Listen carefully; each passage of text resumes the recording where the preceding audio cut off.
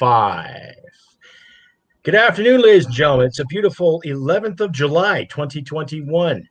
Coming up with FastBall Sunday, topics of racism and math curriculum and other events, and a new member of the FastBall Sunday family. This is FastBall Sunday.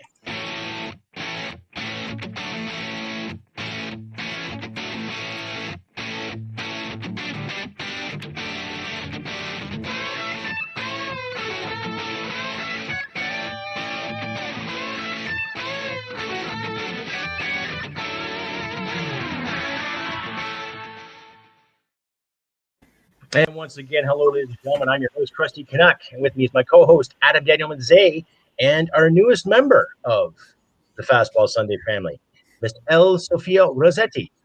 Please, Elle, tell the audience out there in FastBall Sunday land just your background, what you do, how are you, who are you, and all that other I am just a newly transitioned female. I run a channel on BitChute and Brighton and various many other platforms, Rumble, called Elle's Place, Cusinelli's Place. And I'm a truther. I like to, I dabble in the conspiracy theories here and there, but I like to stick with the truth and facts. And I'm not well liked by the left, let's just say.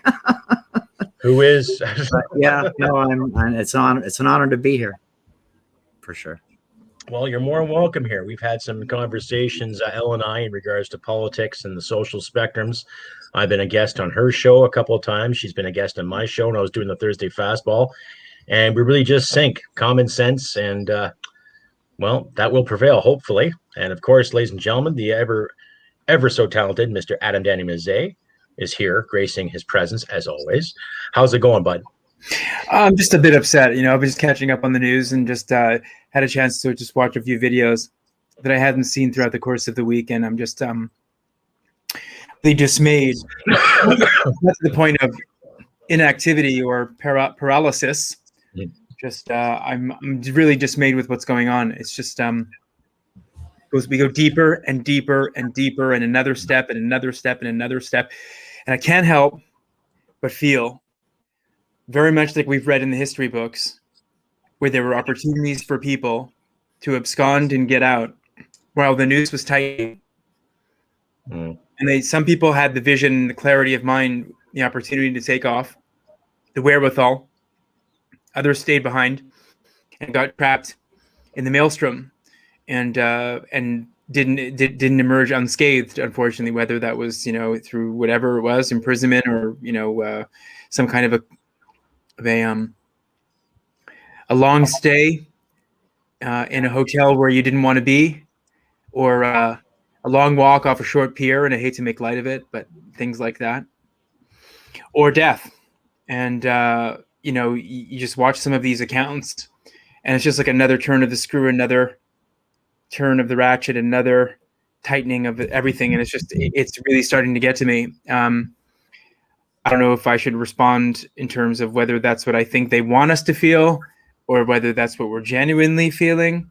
But I mean, when a nice 70-year-old couple comes back from Mexico and gets 2 tickets each for $6,000, a total of $25,000 for because they have a house in Port Hope and they don't want to abide by ridiculous COVID hotel quarantine restrictions and other testing methodologies, or alternatively, when you have a 70-year-old something man in Winnipeg who's responsible for organizing the freedom rallies and such in that city with a bunch of other collaborators, and they take him and they promise his wife that they'll have him back after 2 hours of processing in downtown Winnipeg.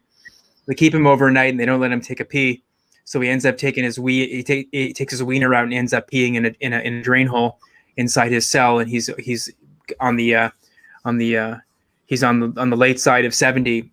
You start asking yourself questions like, where the hell is the end point in all of these things? So to answer your question, Sarge, I'm a bit miffed. I'm a bit dismayed. And I can distract myself with all kinds of tchotchkes and gugas and doodads and other fantastic plastic machines, as I like to call them, and other distractions. But unfortunately, you can't be happy with those distractions when your country is burning. I agree. Yeah, I came across that story there about the gentleman in Winnipeg who went through that. And regardless of what side you sit on in the political spectrum, we're seeing the little dictators pop up and rear their ugly heads. It doesn't matter if it's the conservative blue or the liberal red or the NDP orange or whatever colors and flavor of the month is governing us as we speak.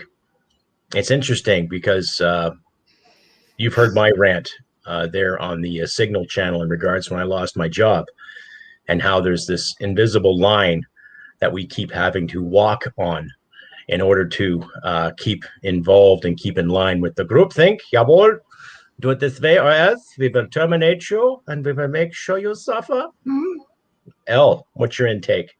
I think what's going on right now is just it's insane. You know, if you'd told me 10 years ago this was all going to happen in my lifetime, I'd have laughed at you. You know, and then COVID hits, and then the silliness starts. It gets proven wrong, and yet they double down and they carry forward with the WHO guidelines, and then the WHO guidelines say, well, no more lockdowns because they're, you know, danger. They're hurting more people than they're helping. Oh no, we'll ignore that now. We're just going to double down and do what we want to do. It's just, you know, there's microbiologists and virologists. The guy who created mRNA vaccine mRNA for the vaccines have all been, you know, speaking out and now all being silenced. You know, he was written out of the mRNA booklet, everything. He's been written out like he didn't exist, right? Dr. Malone. And, you know, I consider them allies in this fight, and they're being stomped on and they're being ignored by these radical, tyrannical, brainless governments who are doing exactly just what the elitists want them to do. Yeah, I could say that too, whether it be the elitists or the connections or who you know or who you blow or who you slap and tickle, right? That's Adam's favorite little gesture I like to use once in a while, you know. Yeah. You know, I ain't tainted, no pun intended, right? But in the same sense, I think we are seeing a revelation of sorts here. Who's the turncoat? Who's not the turncoat? Who's going to take a stand? Who's not going to take a stand? Right? It's easy for us to sit in our little domiciles here and to have these talk shows.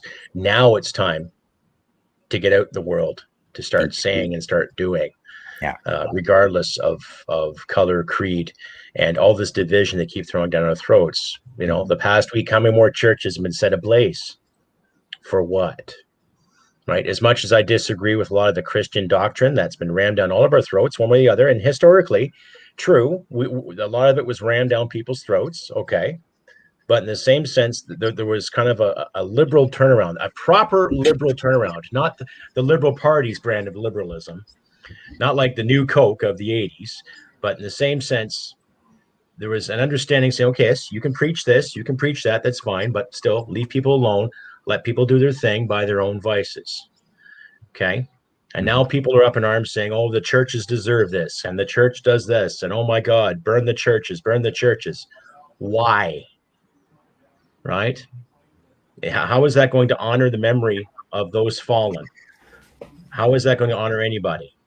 Because we all know here in this panel for a fact, let's say if someone torched any mosque in any major city and people just stood around and watched it burn, there'd be an outrage. Would there not be? Same as the synagogue. There would be a total outrage. Oh my God, the racism. Oh my God, the Islamophobia. Oh my God, the prejudice. How dare this happen in Canada? And yet we're seeing churches being burnt ritualistically out here in the West. Yeah, let's talk about the number of people that have been arrested for church vandalization and for desecration of property and for various other forms of public property defacement versus the people that have been arrested for actually going inside a church building. Mm-hmm. Those numbers are vastly skewed in opposite directions.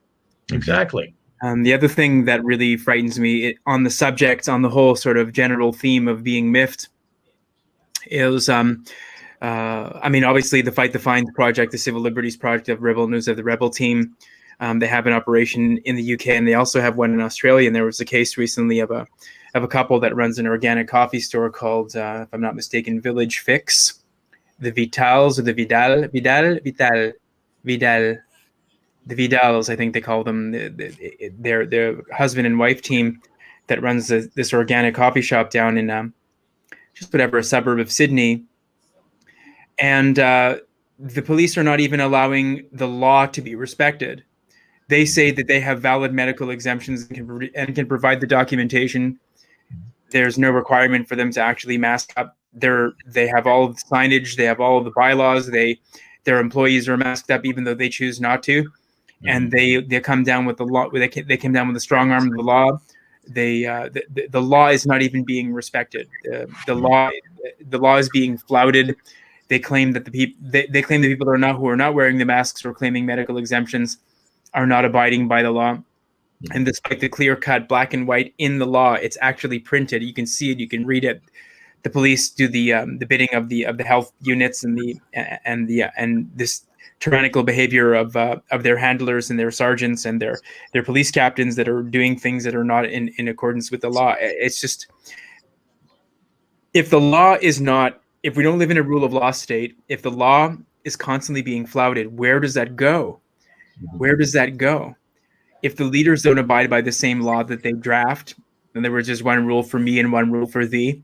And then if there's actual laws that they promulgate and they're not being adhered to by law enforcement who are supposed to make sure that the laws are kept and that the rule of law is sacrosanct, where does that lead us? And in the meantime, we're yapping about vaccine variants and we're talking about virus variants and vaccine combinations and cocktails.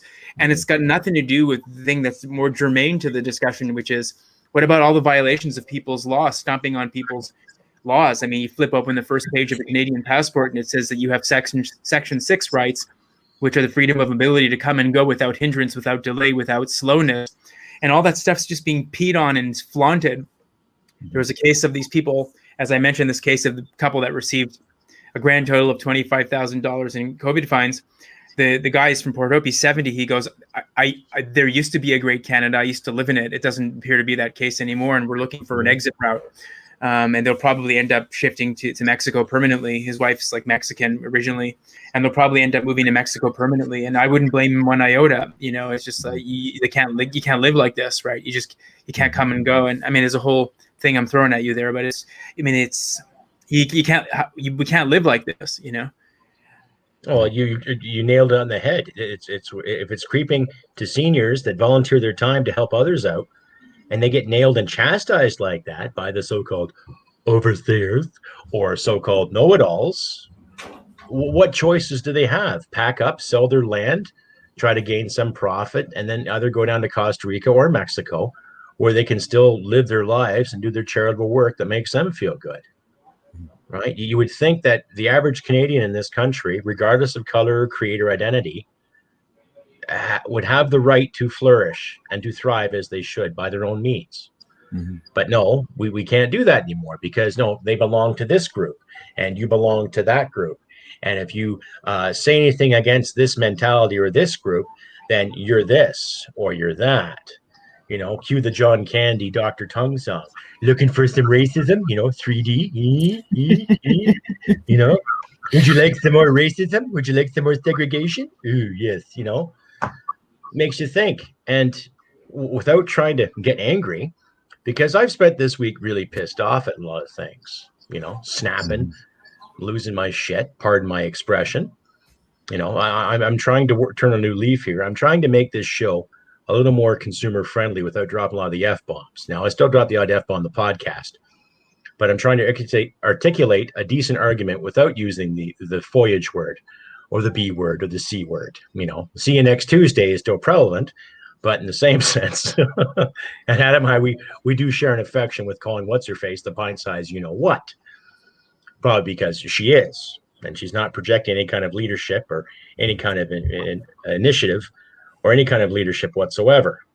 So, but you, my audience out there, our audience, correction, please weigh in. Let us know how you feel. Give us a question. There's a comment here from Dave Hemmington. You can see it. I'm just going to read it out loud if you can pin it. Sure. Yeah. So Dave says, I have a letter of exemption from the chief medical officer, health officer in our area, and I'm still not allowed into some stores. So what do you do, Dave? What do you do? What does Dave do? So Dave's not allowed to go into stores, so he has to actually do curbside, or he has to send somebody to go and fetch it for him that's going to wear a mask or some diaper or whatever it is. What's a guy like that going to do?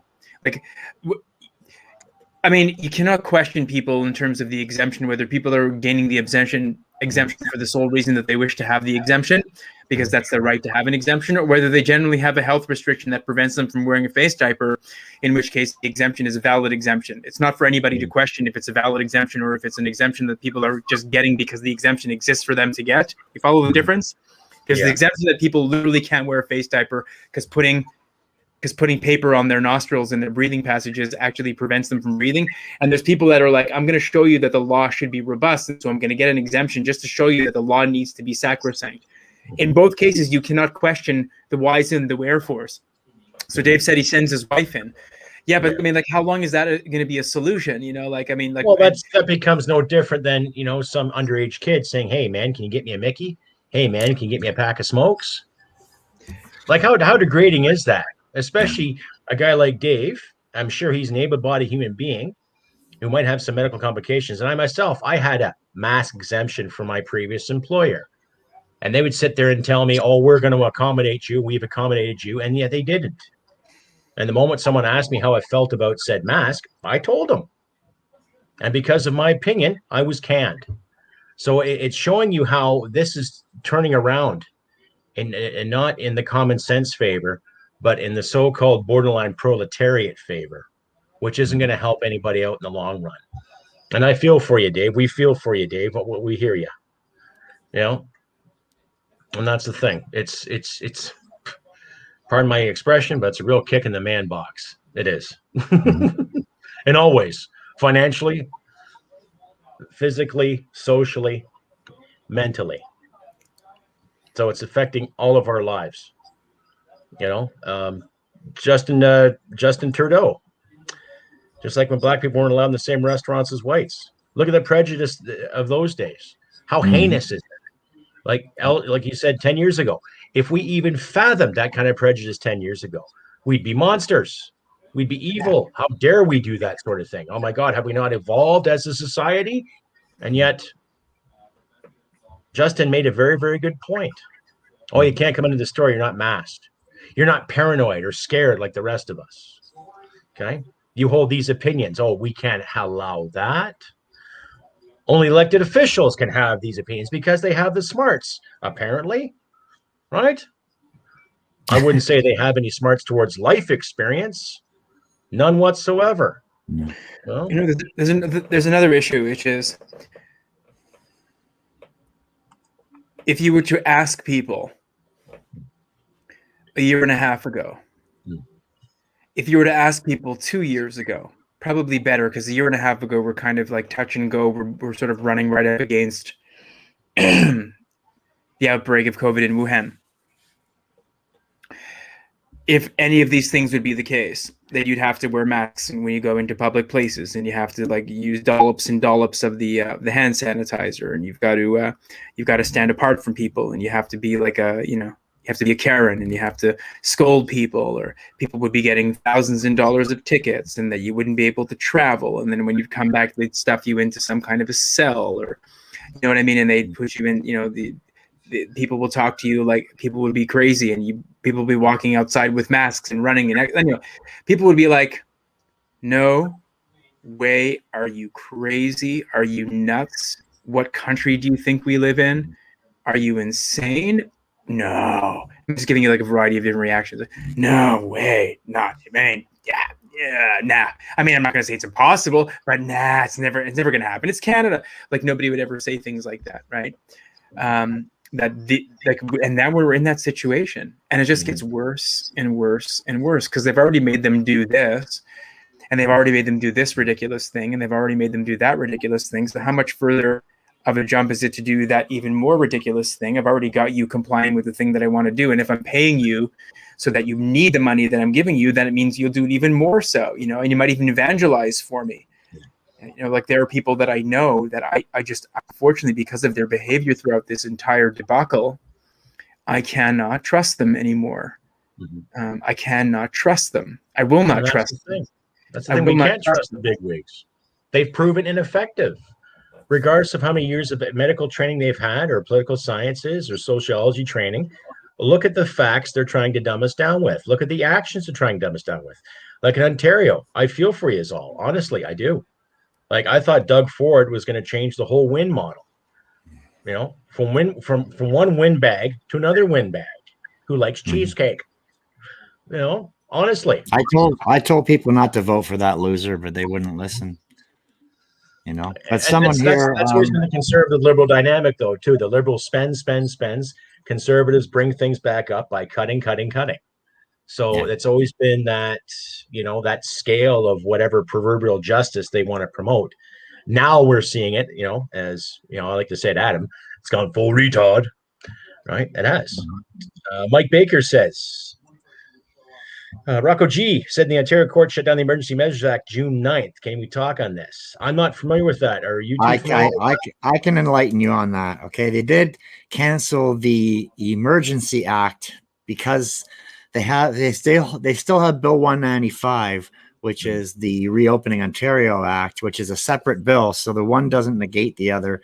And also the Emergency Act was let go because the Emergency Management and Civil Protection Act is now taken over as of July 7th until current date. And they're not going to tell us until what date. They don't have dates set. I do know on the 19th, we're supposed to have a speech from Mr. Turd Boy there, Ford, and he's supposed to let us know.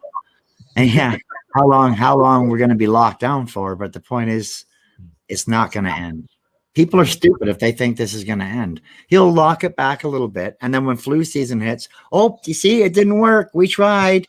We have to lock you down again. You can't buy stuff, anything but, nursery items and food. Like we couldn't even buy toys for kids or clothes, towels, nothing. Like what, do they spread COVID more than food items, right? It's stupid. Like they just, and all the stupidity gets outed and they just double down. They don't care. They double down because they know the core of Ontarians are so petrified with fear from the MSM fear porn that's sent 24 hours a day. Okay. On every stupid news channel, the same thing. Fear porn. And people just driving around alone in a car with a mask on. Like, come on, eating it up. Really? Eating it up. Yeah, they're sucking it up with oh man, it's discouraging. And I had hoped I would never see this. I really would, but sadly I'm still alive. And people, and you go, what about those jurisdictions where they have completely rescinded all the mandates? Not just the Canadian ones. What about the American ones? Okay, forget about the American ones. What about the Mexican ones? Okay, forget about the Mexican ones. What about the European ones that have already rescinded the mandates? What about the Polands? What about the Hungaries? What about the Czech Republics? What about the Slovakias? What about Russia? What about all those places that have completely rescinded the mandates? So what do you say about that? No answers, crickets, right? Because the government doesn't have any narrative for that. They don't have any prepared propaganda pieces. They don't have any, canned speech bits or bon mots or whatever you want to call them ready to respond to that. So people are like, and then you go, wait a second, but the vaccine's supposed to make you bulletproof. So why are you still wearing the face diaper? Like people will say, you don't try to belittle them. You just say, the vaccine's supposed to make you bulletproof. You've got your 2 doses plus 2 weeks in a 2 + 2 formula. = 4. You've already got all your vaccines. You're already vaccinated. So what are you worried about me? No. I'm like, what do you mean? No. Like all of a sudden you're a scientist? No. I can still carry, I forgot how they said it. I can still carry the virus and give it to you. No, but I don't care. I'm okay. You can do what you want. You don't have to wear the face diaper around me. We can go out together. No. Like everybody's smarter by half, or I don't understand the logic of it. So you get the vaccine so you can have the freedom, but they didn't give you the freedom. You get the vaccine so you can travel again and live your life normally and go here and go hither and yon. Now you can't go hither and yon. You still have the restrictions, still have this. We still don't, in this province at least, we still don't have dining. We still don't have gyms. We still don't have cinemas. We still don't have the Blue Jays. We don't have anything here. I mean, it's just nuts. So, and then you ask people and they're like, oh no, the government didn't tell us what to say yet on that score. No, but I mean, it's not funny because it's like you tie people up in a Gordian knot like in a pretzel, and they're just like, I don't know what to say. It's like, there's no escape from that one. It's like, oh, I don't know, and like, so the only thing that people talk about are The only thing that's worthy conversation topics, which is just reprehensible in my opinion, is everybody's talking about the zeitgeist. You know, what's happening with the vaccines, with the doses, with this, with the boosters, with the that, with the this and the thing and the go and which date and they're just like these pitiful, sniveling, Gollum-like poltroons that they have this adoration for like any pronouncement that comes off of the boob tube, on the old lower thirds, Pulse News program with the quadrants. Like they're just waiting for the announcement for the red alert, and that's all that people talk about. That's all they know to talk about. No culture, no history, no archaeology, no religion, no ethics, no anything. Nothing is interesting. Only thing that matters is this, and that is one of the biggest crimes that these bureaucrats and these so-called elected leaders have perpetrated on us. Is they completely changed the things that we're even talking about. I mean, what a colossal, gargantuan, enormous waste of time, a time suck, and a theft. So I can steal your money, or I can steal your time. If I steal your time, I'm still thieving from you. Moreover, in this case, it's a double whammy. Because I've closed your business, I've shafted your small business, I've eviscerated your clientele, I've made you a pokey taker, and I've also made you yap about this because you're so distraught and so emotionally engulfed by this tomfoolery that all you do is that's all you want to talk about, because you need a therapist. And I'm not being light about it. You need a therapist to just like get your thoughts in order, because if you needed that business to underwrite your lifestyle, in other words, I needed the money so I could pay for my mortgage, I needed the income so I could pay for my car payments, I needed the income so I could pay for my kids' needs, I need whatever my lifestyle was at whichever level I chose to establish myself, you've double screwed me. And people are like, and some people are absolutely at 6s and 7s because they don't really know what to do with themselves. There's no recovery. There's no target date. There's no peg. All it is just possibly maybes.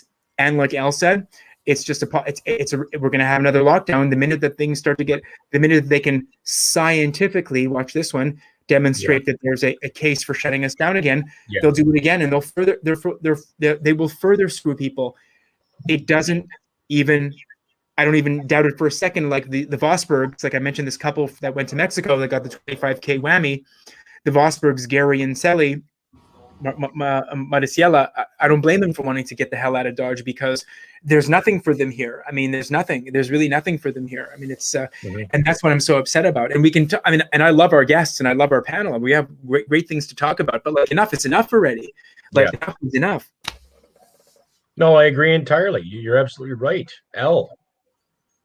I think it's a travesty that they would treat the people who created and built Canada on the sweat, on blood and tears, and they're being treated like this. Not only them, but people in the old age homes who are being killed off and treated like garbage. They can't see their families because their family might kill them. And it breaks my heart, because I'm heading to 60 this year, and I'm going to be soon into that category with them. And I think it's a travesty. I think, and I think the one person here, I think it was, I can't remember who said my brother would be rolling in his grave. That's probably because he was in the service. I think there's a lot of veterans right now who are rolling in their graves. He's talking about Rob Ford. Yeah, Rob Ford was a genuine article, regardless of his drug problems or his so-called sexual allegations. He got things done for the city of Toronto. He was a hardliner. Yeah, he was a heavy drinker. He was, on and off the drugs. Fine. But I'm curious who in Ottawa right now is on and off things too. He was made a mockery. Yeah. But as far as I remember, if you can concur with this, Adam, he kept city taxes down, and he threw common sense in City Hall. Okay, before we go into the Rob Ford issue, I wanted to just follow up on what Elle was saying, and I agree. I think senior citizens or would-be senior citizens are disposable.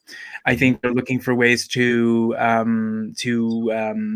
accelerate their demise.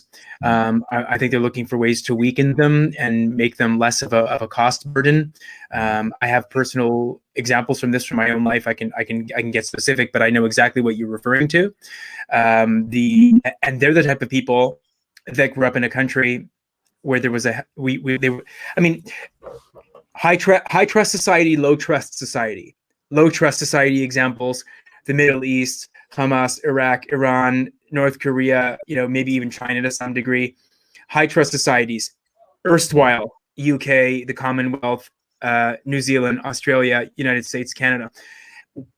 This last year and a half has yanked us so far down into the abyss in terms of the trust society that for people that were willing to give them just like an iota of trust, it's been completely frittered away. So the older people that are in the long-term care facilities or that are planning on going into long-term care facilities at some future stage, those are people that believed in the government. The government said something. The Canadian government said something. Of course it's true. The Canadian government's telling you that you have to do that. Of course it's true. What do you think this is? The Soviet Union? What do you think this is? The bloc? What do you think this is?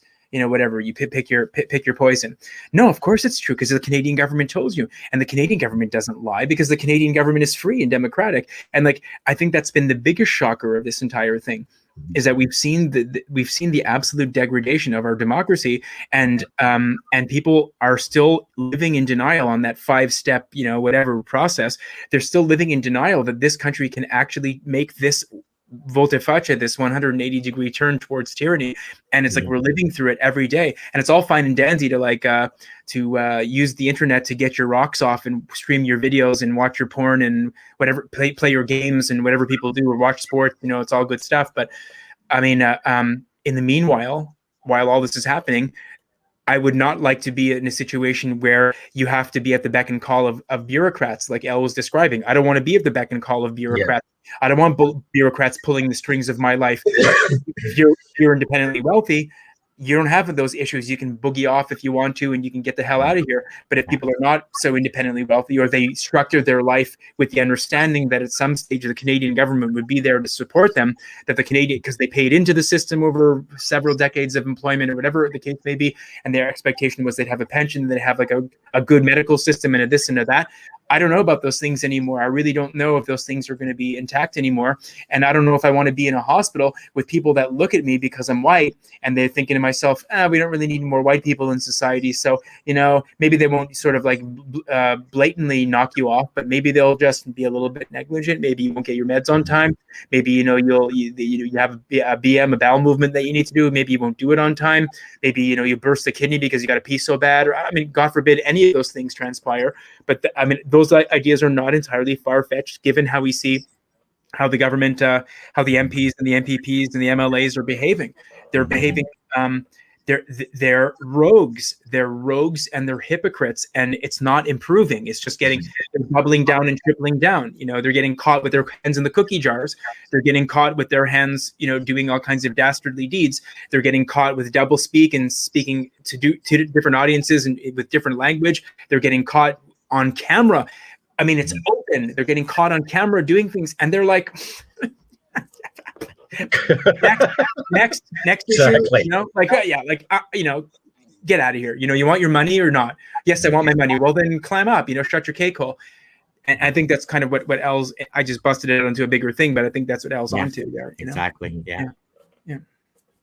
No, and I think the sad part is most of the population don't realize what's happening because they think everything on the internet is fake. And we try and show them videos of these guys talking on hot mics and stuff. Oh, I just read out what I'm told. What's her face there? Michael Williams, Barbara Yaffe. Yeah. Yeah. So stuff like that, and they're being caught over and over and over again, lying and screwing up when they're talking, and just people aren't seeing it, and that's those would be all big, huge red flags for me.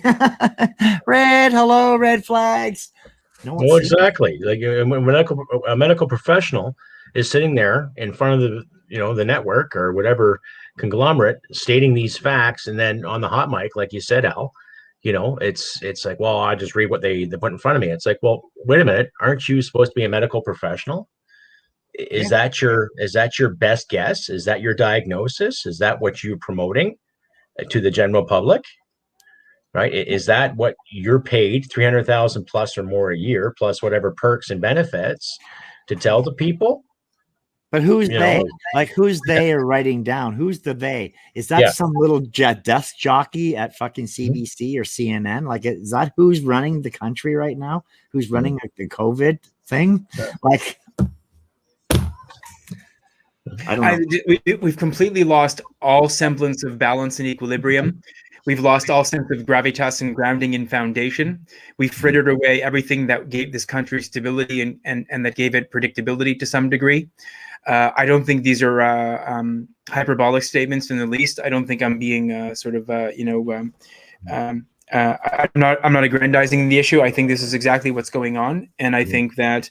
And I don't think the analogy that I gave of the noose tightening or the screw tightening, and it's like from Star Wars, you know, the walls were coming in the trash compactor, you know, and Luke and Han and Chewie, and they were in there and they're trying to like stop the thing. If it wasn't for the droids helping them get out, they would have been squished, right? It kind of feels like that, and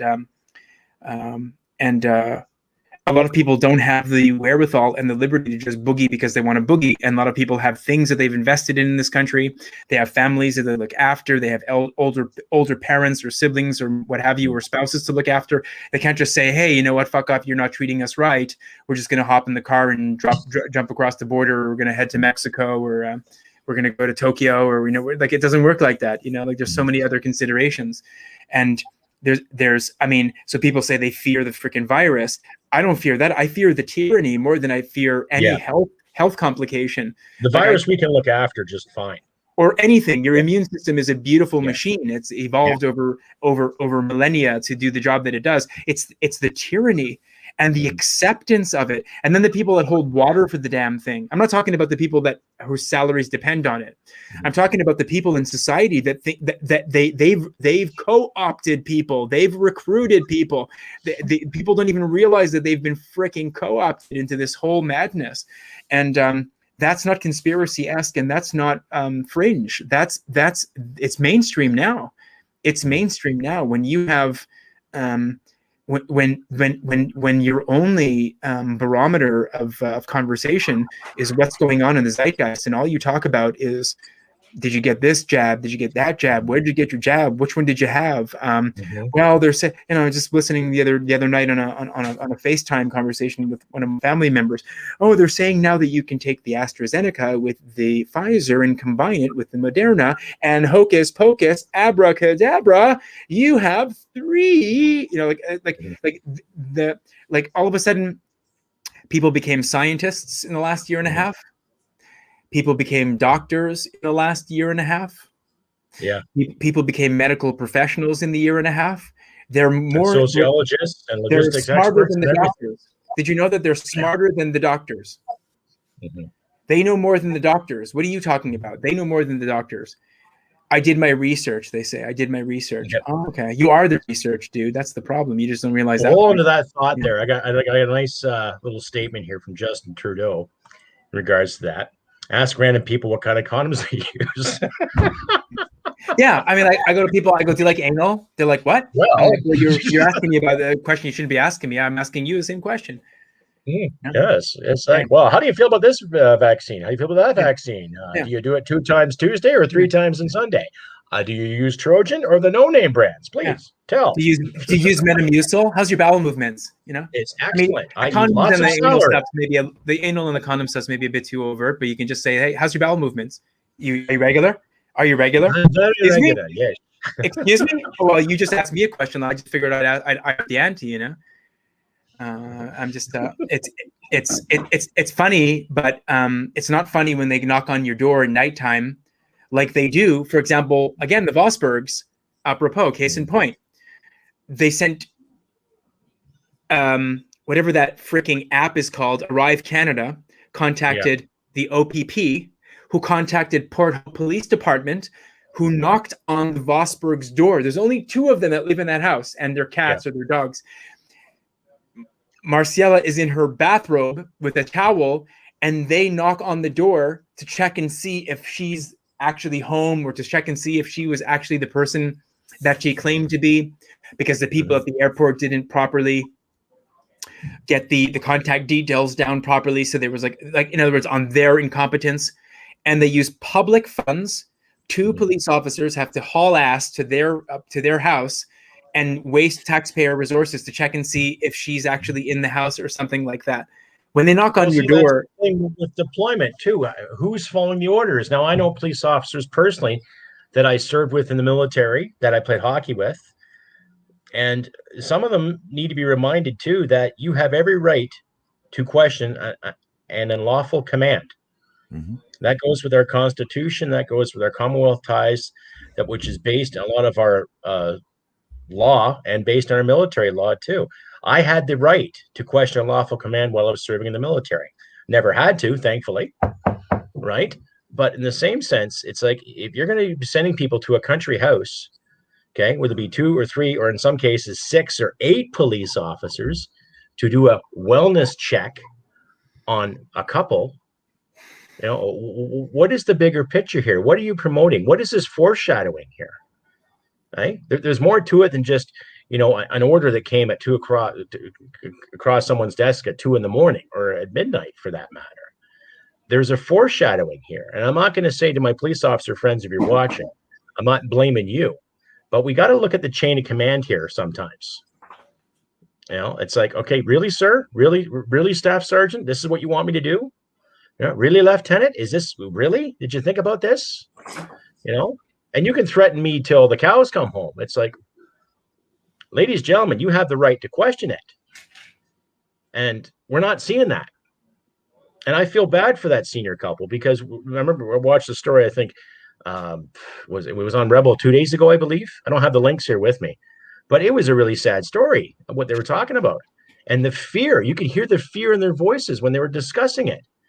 And like, nobody in this country deserves to live that way. Nobody. We're in a communist country.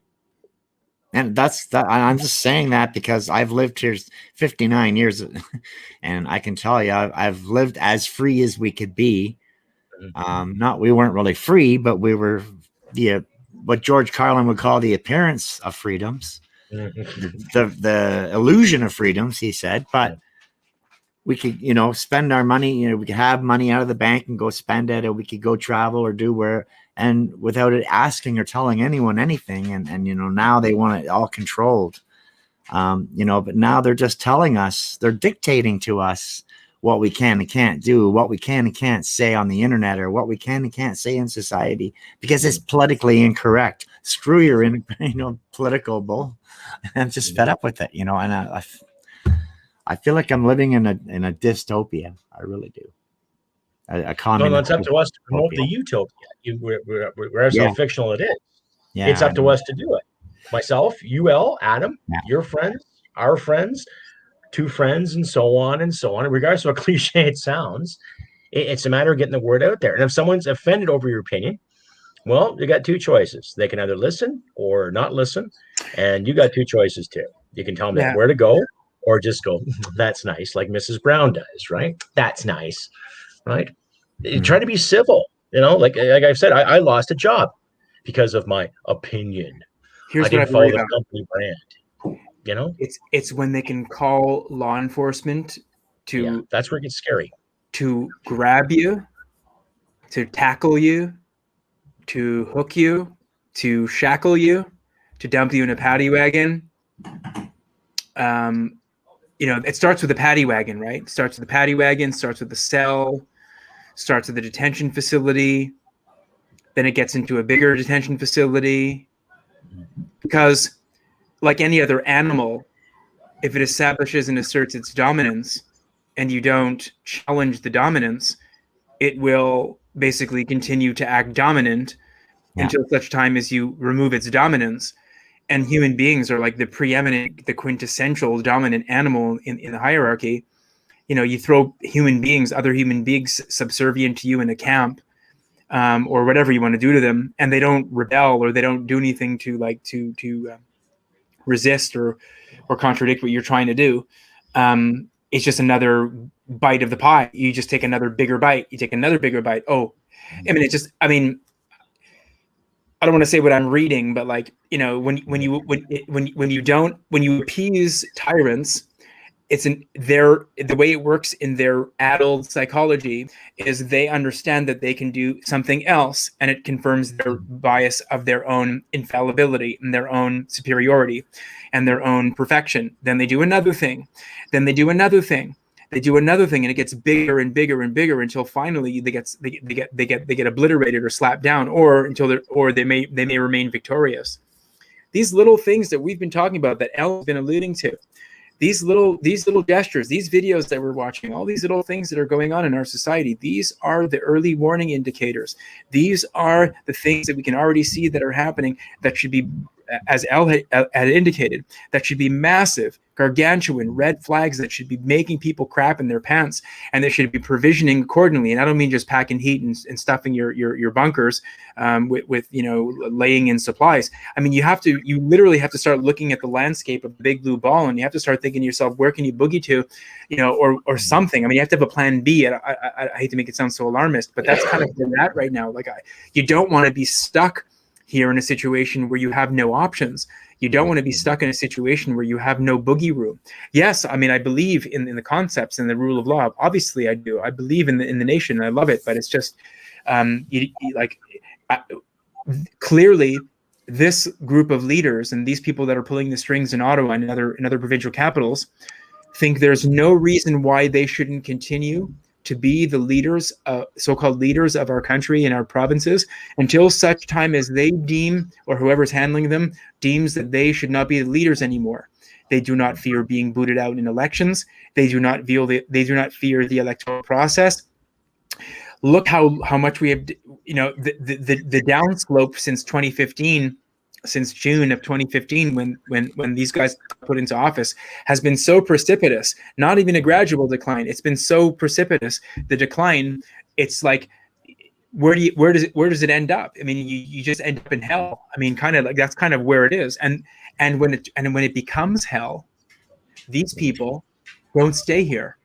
They have this house in the Caymans, and they have this dacha in France, and they have this undisclosed location in Guatemala, and they have this hacienda in Costa Rica, and they have all kinds of money and private jets and stuff and lucre and stuff that they can spend. They don't get stuck in all of this. We have to hold the bag. And if you don't want to go to that level of depravity, we have to hold the bag with the hyperinflation. We have to hold the bag with the compromised medical system. We have to hold the bag with the absolute lack of trust in the rule of law. We have to hold the bag with the inflated bureaucracy. We have to hold the bag with the jackbooted cops, or with the other poltroons in our society that are just basically the running dogs of these people. Like, we have to deal with it now. Like, and then it's not like you fuck it up and then we fix it. No, you fuck it up and we have to fix it for 2 decades, for 3 decades, if we even manage to survive that long. And if you watch the Terminator, it didn't take long for the nuclear catastrophe to overtake society and for Skynet to take over. Yeah. Now people go, oh, that's all science fiction. It's not so fucking science fiction-y. You see it. No. Skynet's here, man. The machines are fucking taking over. Well, George Orwell was science fiction too, and he made it to entertain the people. What if, based on the information and what he witnessed during the Second World War? And now look at it, right? Ministry of Thought, Ministry of Truth. Do we need politicians to tell us what to see online? And the point you made, how these people are getting away with their Cayman accounts and their lovely lustrous jets and their jobs elsewhere. We've seen that dynamic since the Mulroney years. Look at the cushion that Mulroney gave himself after the Conservatives were annihilated in 1993. But then the hyperinflation that came from that, it became more of a decade of darkness when it came to our protection as a country. Because you had Chrétien and you had Martin spending all this money to make Quebec happy and other nations happy, while our military and our seniors and veterans at that time suffered immensely, especially on the world stage when our troops were overseas in the Balkans, and what happened in Somalia with a handful of people that did some terrible things. Yeah. But instead of actually investigating and persecuting all those individuals that were responsible, what did they do? They cut an additional 30% of defense spending, and how meager it was at that time. And they still expected our men and women to go give 110% under the name of the United Nations. When the United Nations, next to the Catholic Church, as far as I'm concerned, is the biggest corrupt conglomerate on the planet. Intentions are always good, yes. World Health Organization tried to do a good thing back in the 90s. Now look like they turn into. So with these so-called elitists, and as you know, to quote Elle about George Carlin, nothing wrong with the planet, the people are fucked. So Yeah. here's the notional, okay? Yes, Facebook and internet world, this is a toy. This is not a real thing. But I think you get my drift. Right? Going back to what you guys were saying, you know, I think of what David Icke said just probably 3 years ago, that you see movies like The Terminator and, you know, all these different movies, Face Off, all this stuff. These were glimpses in our future. These were not science fiction movies. These are glimpses at what our future was going to be like. And it's Prophecies. headed that way. Yeah. Prophecies, yeah, right. But Hollywood knew in advance because China owns Hollywood. China's owned Hollywood for a decade, right? So they knew what they were letting us get a glimpse of, but they just made us think that it was a neato movie, but it was not a neato movie. None of them were neato movies. They were sadistic looks at what we're headed into with the New World Order. Well, you could say the same thing. You could say the same thing about watching a movie like Logan's Run. Yeah. Right? In the original story, it's like if you live past 21, you die to keep everything balanced, right? In the movie, past 30, okay, you go in, renew. Basically, you spontaneously combust and you're no more. And try to dress up the basic glorified execution into a big event, like going to a sporting show. And then you have one person that started thinking outside the box, brought along his hooker whore friend who was genetically made for that purpose. They discover a whole new world outside of their little box, right? And now hats off to Michael York and Jenny Agutter for making such a great performance. That's one of my favorite it is famous, but one of my favorite sci-fi movies of all time, next to this old Star Trek. But I digress in regards to how society is being molded and how we have to think and how we have to produce, right? You're only useful till a certain age. We see that in the dynamic right now. Every time you watch a TV show, oh, if you're over 35, then you're old. Yeah. How is that? If you're over 40, oh my God. If you're over 50, well, shit, you're just written off. Yet it's people that are in that 35, 40, 50 year bracket that's still working, trying to produce, paying their taxes, making sure that there's kids, 20, 21, get their student loans, who get their benefits, who get their perks and privileges, right? I'm not sure if you've seen the meme going around where you see a student sitting there in a laptop. She's wearing a Doc Martens, drinking a Starbucks, and she has a sticker on her laptop that says, smash capitalism. I think I could put it up for you right now. But when you see that dynamic, it's like, okay, you're talking about smash capitalism, yet without it, we wouldn't have the programs we have today. The government's not going to provide me a laptop to speak my mind here. No. Not you, Leo, or not you, Adam. You know, the government's not going to hand you a script saying, we want you to do this movie for us. Yeah, well, you know, you're going to go and find it yourself because we're supposed to be critical thinkers. We're supposed to be thinking for ourselves. And it's part of my French, turning into a shit show. Yeah. It's a molding. Well, it's indoctrination, right? It's indoctrination. They're indoctrinating all of society to accept this, and they are. That's the sad part about it. They are following right along like sheeple, and that's what scares me the most. Okay, I'm just hitting my prime, and they're ready to put me out to pasture already, right? So I don't know. Like every day's a new chapter for people, for yourself. Exactly. Yeah. A new chapter for you. Yeah. How do you feel now compared to, let's say, 20 years ago? Scared. How is your perspective? Yeah. You know, because I'm smart enough to be scared. I know 20 years ago, I didn't know near as much as I know now. So I wasn't smart enough back then to be scared. I should have been scared 30 and 40 years ago. You know, I've been a truther. We were lied to too. I should have been a little more aware. You know, I could sit there and do the flagellation part. But then again, when I looked at people that guided me and mentored me, what did they fail to tell me or not to tell me? What did they know? Were they allowed to say something, or it just was passe, or it was like bad gas, it comes and goes, whatever? You know, that's the thing, you know. But this is what we have now. We have to question it to the best of our abilities. Justin Trudeau, probably because they've never experienced struggle. Nothing teaches the value of life like struggling to survive. Exactly. Humility. That's where humility comes in. You have no money. Oh, shit. What am I going to do to find it? Okay. Get a job. Great. Okay. Step one. But then, like the elitists like to say, they've never had to struggle. What do they know? They were born into wealth. Yeah. Their biggest struggle was, oh, I'm on my third divorce now, or I can't get that bag of Coke. Or I only got 3 bars on power on my cell phone. Oh, shit. Right? So it's just, there's a lot of information going through my head as we speak about this. So I try not to stammer my words, but it's getting ridiculous no matter where we go or what we do. Jilly Davis. Hello, Jilly. How are you? They are now brewing more division between people. The vaxxed are afraid of the unvaxxed and vice versa. Exactly. Right? Look at the scare they had back in the 80s with the HIV virus, especially when little kids were getting it too, from mothers that had bad blood transfusions of some sort. Had nothing to do with homosexuality whatsoever. It was just a faux pas of biology and science. And look at the persecution those little kids went through. Oh, if you touch me, oh my God, I'm going to get AIDS. If you breathe on me, oh, I'm going to get AIDS.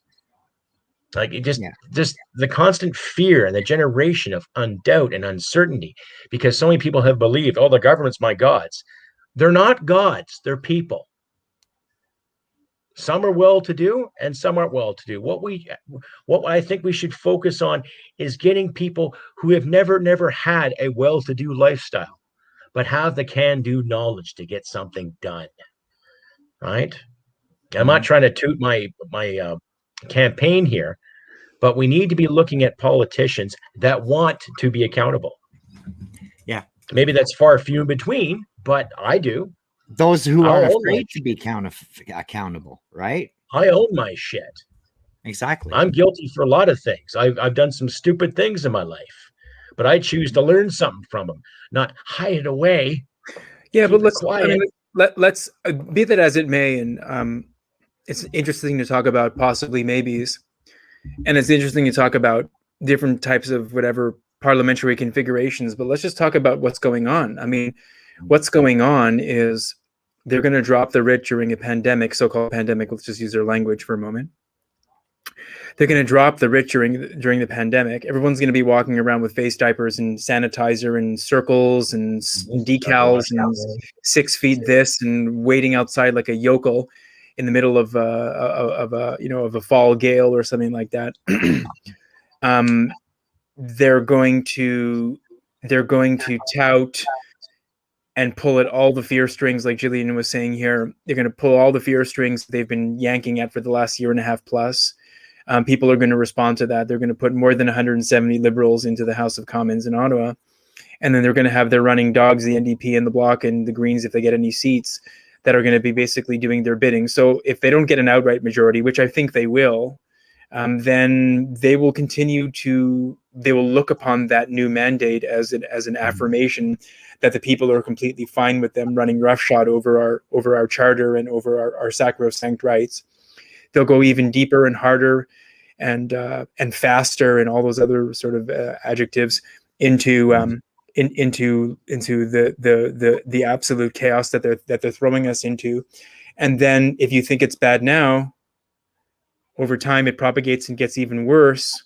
If you think it's unmanageable now, if you think you're sort of hogtied now, if you think you're boxed in now, you ain't seen nothing yet. We're gonna look back on 2021 and go, oh my gosh, that was kind of easy.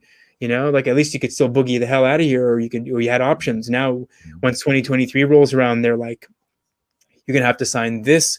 It's like that attestation that even remember that you wanted to get funds, you had to sign, like a religious institutions had to sign off that they were, in compliance with whatever ideological platform that the government was putting out, regardless of whether you believed in it, in order to get the funds. They'll make you do things like that. They'll make you say things like that. You'll start to say it's just like 1984. You'll start to say things that you don't believe in, but you'll say them loudly at struggle sessions or 3 minutes hate or 2 minutes hate. Excuse me. You'll do things like that. I mean, it'll be like that. So I don't even know if I want to. Not to say that your angle, Sarge, is off. I don't even know if I want to talk about the House. The House is very soon going to be populated by a majority of Liberals and ideologues, not just Liberals. They're radical, liberal, or lefty ideologues that are all colors under the so-called rainbow, that are going to be promulgating laws that are strictly in their interests and not ours, or one could say in China's interests and whoever else that wants to split the spoils of Canada. But that's what we're looking at, and that's really, really, really fearful. Like Gilliam says, there are no political options federally at all. There's no political options at all. That's why I say talking about the House is a nice concept. Going back to the halcyon days when parliamentary democracy worked to some degree in Canada is a nice memory, but it ain't the way it works now. Well, that's the thing. I would like to believe that there's still an option for people to try, and people get in there, because the House of Commons is the House of the people. Supposed to right? be. It's supposed to be, and we've seen the tarnished halo constantly govern us. Well, that's what I mean. The they're supposed to work for us. That's the whole theme of it. Yeah. Was we pay and they work for us to keep things copacetic, make sure everything goes smooth. This person gets that, and this road's paved, and yada yada yada. That's not how it's working anymore. Even the municipal governments are acting like effing dictators. You know, I mean, we tried to have a get together in front of City Hall when COVID started because we weren't buying into it. Yeah, everyone showed up. The mayor, the city bylaw. They had about 8 or 10 bull cops there, okay, and 3 or 4 news agencies. Like, we weren't going to walk into that trap. We weren't stupid, but that's how they're doing it. They're intimidating us, and that's even municipally, right? So you got to think about how far the federal are going, forcing people into COVID hotels they can't possibly afford.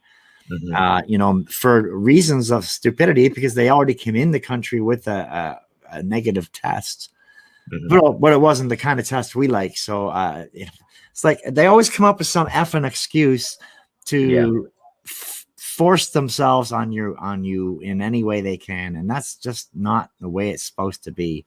They're supposed to work for the people. I would like to see it go back to that. Yeah, it's all fine and dandy for people to see. Like what I find, those people that are super supportive of whatever's going on presently, they're taking a slice of the timeline. They're taking a slice of the reality of what's going on, and they're celebrating that and saying, "See, it works. It's good. It's the Canada that we know and love." But they're ignoring these peripheral situations. When you look at it from the bird's eye, from the macro view, it sucks. It's control. It's command and control. It's centrally planned everything. It's messaging, propaganda, perhaps not as an overt sort of exaggerated way like we saw during the Third Reich, but it's propaganda and maybe even late, towards the demise of the Soviet Union. It's that kind of messaging. It's very sophisticated. It's very insidious. It seems somewhat intelligent. It seems somewhat intellectual. It's not like, Mickey Mouse sort of like Lego pieces. It's like a mechano set. It's very, very complicated, and it gets in your head and it makes you think about it. And you start thinking about all the options, and they start getting you to question your beliefs, and they start getting you to question your reality. And you go, maybe it's not so bad. Hey, if it was really bad, they'd be doing this. It's this horrible psychological shell game that they're playing. And I think when it comes home to roost and people end up realizing that whatever they were grasping onto is not actually the real story, it's going to be a very, very harsh rock bottom landing for those people. The only problem is what will be left of our society once they finally come around, because they seem perfectly content to continue to hold the government's water, be it, as Elle said, municipally, be it, as Elle said, provincially or federally. They're perfectly content to hold the bureaucrats' water, and the bureaucrats love it because they're like, we got you. Like, I don't have to do anything now. Stockholm syndrome. Now you do it yourself. I get you to do it for me. I don't even have to do it anymore. They've got people on the mask, the diaper, the washing, the standing. Like, it's all part of the language now. It's like, like people are right on the program now. It's easy. It's easy for them to, there are very few places in this country outside of some Western provinces and not all parts of the Western provinces. It's like there's clusters that are retarded and there's clusters that are free and smart. There's very little resistance in this country. Canadians are exceptionally compliant. Yeah, compliant, exceptionally weak, and exceptionally cowardly. It's just the word I'd like to use is niggardly, actually, because that's a word, and that's what it is. No, it's like Bill said, soft times breed soft people, and I agree with her. Good quote. Yeah, put it there. Yeah, it does, and history's proven that too. And like I mentioned, I would hate to see us have to get to this. I would, really. I've seen my share of it. I don't want to see any more of it. I don't want to see any more of it. I've seen my share of it. Friends of mine. I know that, but how many people have done hard time in this country? How many people have seen things that shouldn't be seen? How many people know that that's where this ends and that we don't want to go there? Not many. Only the ones who have been to war. That's it. Not many. Not many Canadians. Canadians don't understand these things. It's just the less strife, the less noise, the less complications, the better. Whatever it is, people call it Canadian compromiseriness or whatever the word would be. I don't think it's compromiseriness. It's just arrogance. Pardon? The arrogance not to believe in such harsh things, the arrogance to deny harsh things. There's still Canadians out there that think our military is nothing but a bunch of peacekeepers. They're still locked in that 1968 model, right? Oh, we have a military. Oh, we have an army. Oh, we have a navy. Oh, like just that blatant ignorance, that arrogance, thinking, well, if something ever big happened, our big brother in America will look after us. And they say, well, that's not the point, right? A valuable ally, yes, a great ally, some great logistics, historically fantastic logistics. And if it wasn't for their numbers, I really don't think Britain would have survived during the Second World War, or parts of France for that matter. But then Russia did its toll too, right? But now, since the end of the Cold War and everything, there's been that hidden reliance on the Americans to look after Canada. They're a great ally. But there's no excuse why we can't do it for ourselves. Australia does it. France does it. Britain does it. And they have the double the population, yet they can be anywhere around the world. But when it comes to security and procurement in this country, we're a joke. We are a pathetic joke. There are people that are hired to look after this, people that are given a great salary to make sure we have ships in the water, we have tanks on our bases, we have jets in the sky, and they can't decide what to do or what to buy. Nothing. I got 2 points. One is Lady Irwin said something. She goes, not all people are sheep, just saying.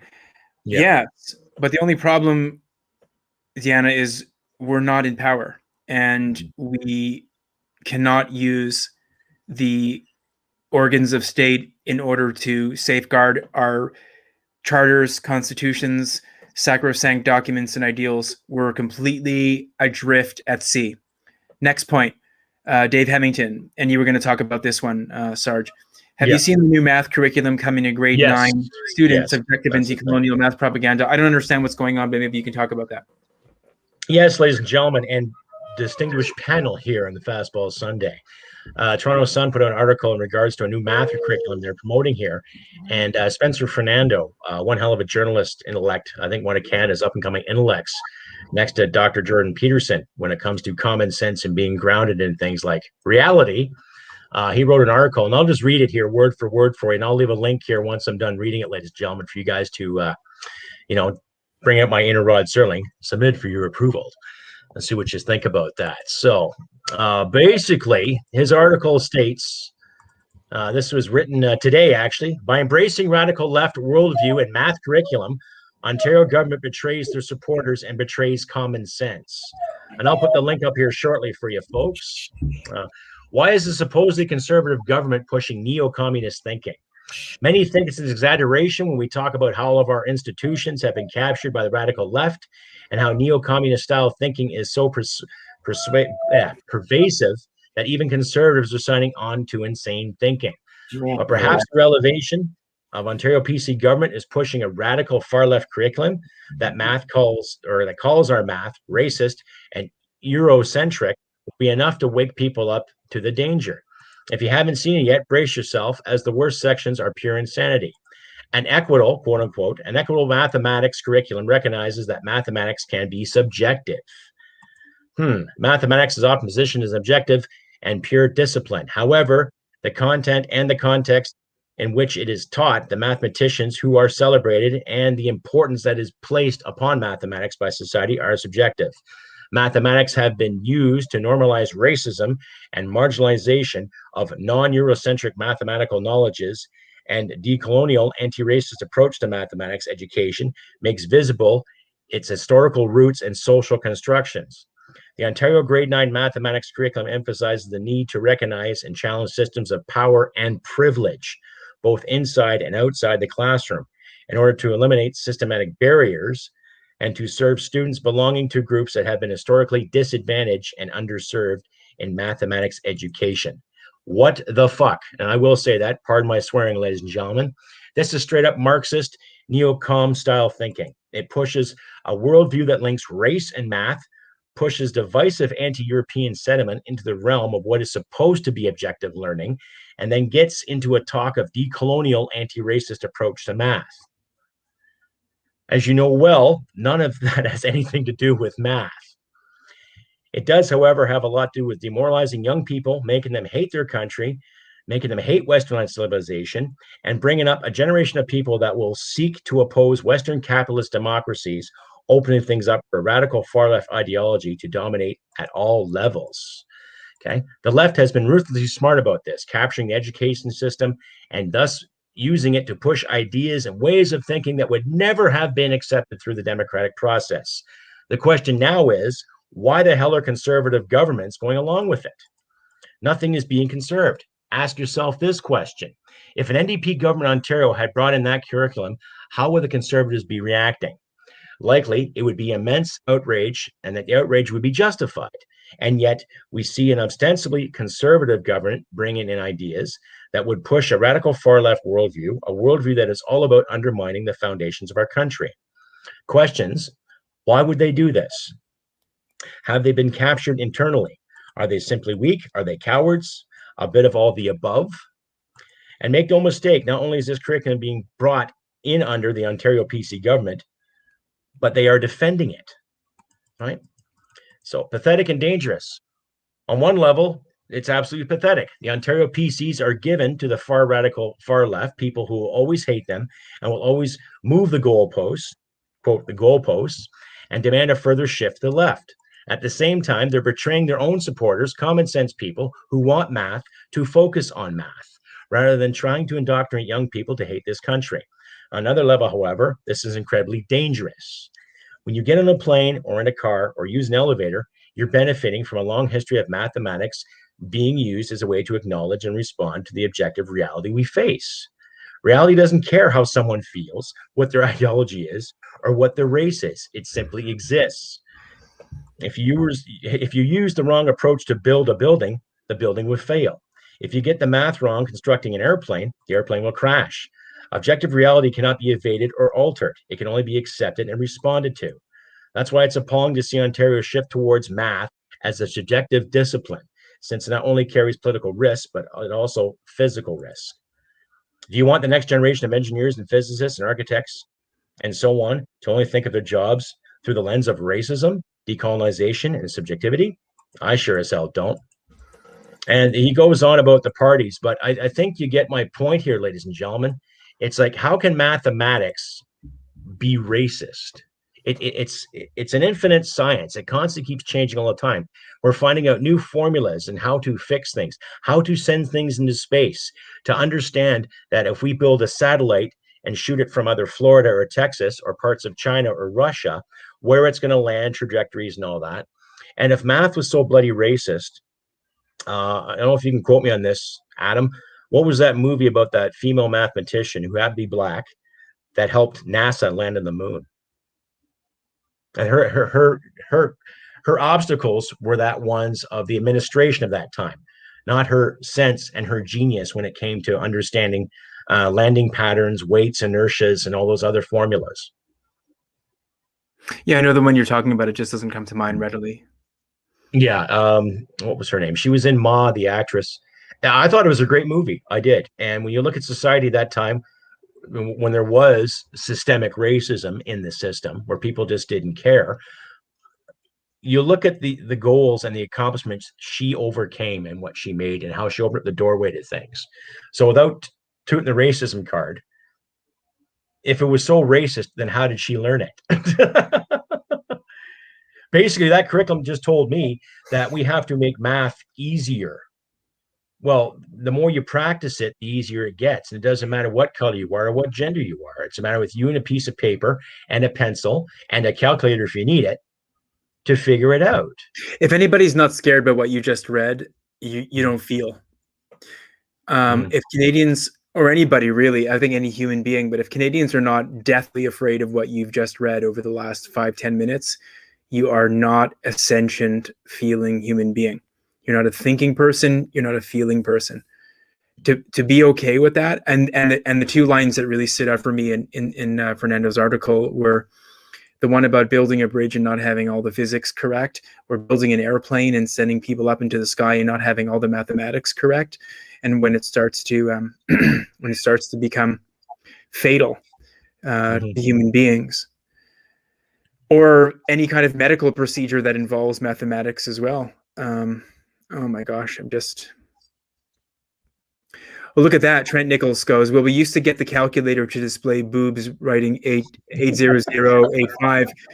So it is also sexist. But you say that with jest, Trent, but that's kind of what we're going for. No, isn't that what we're going for here? Isn't that what that's all about? Mm-hmm. Gosh. Yeah. Oh, don't say that, because your female instructor might be offended. Okay. I just don't understand the logic that's backing this up. Right? As much as I hated mathematics in school, I loathed it. I couldn't stand it. I didn't care the power of A over B squared.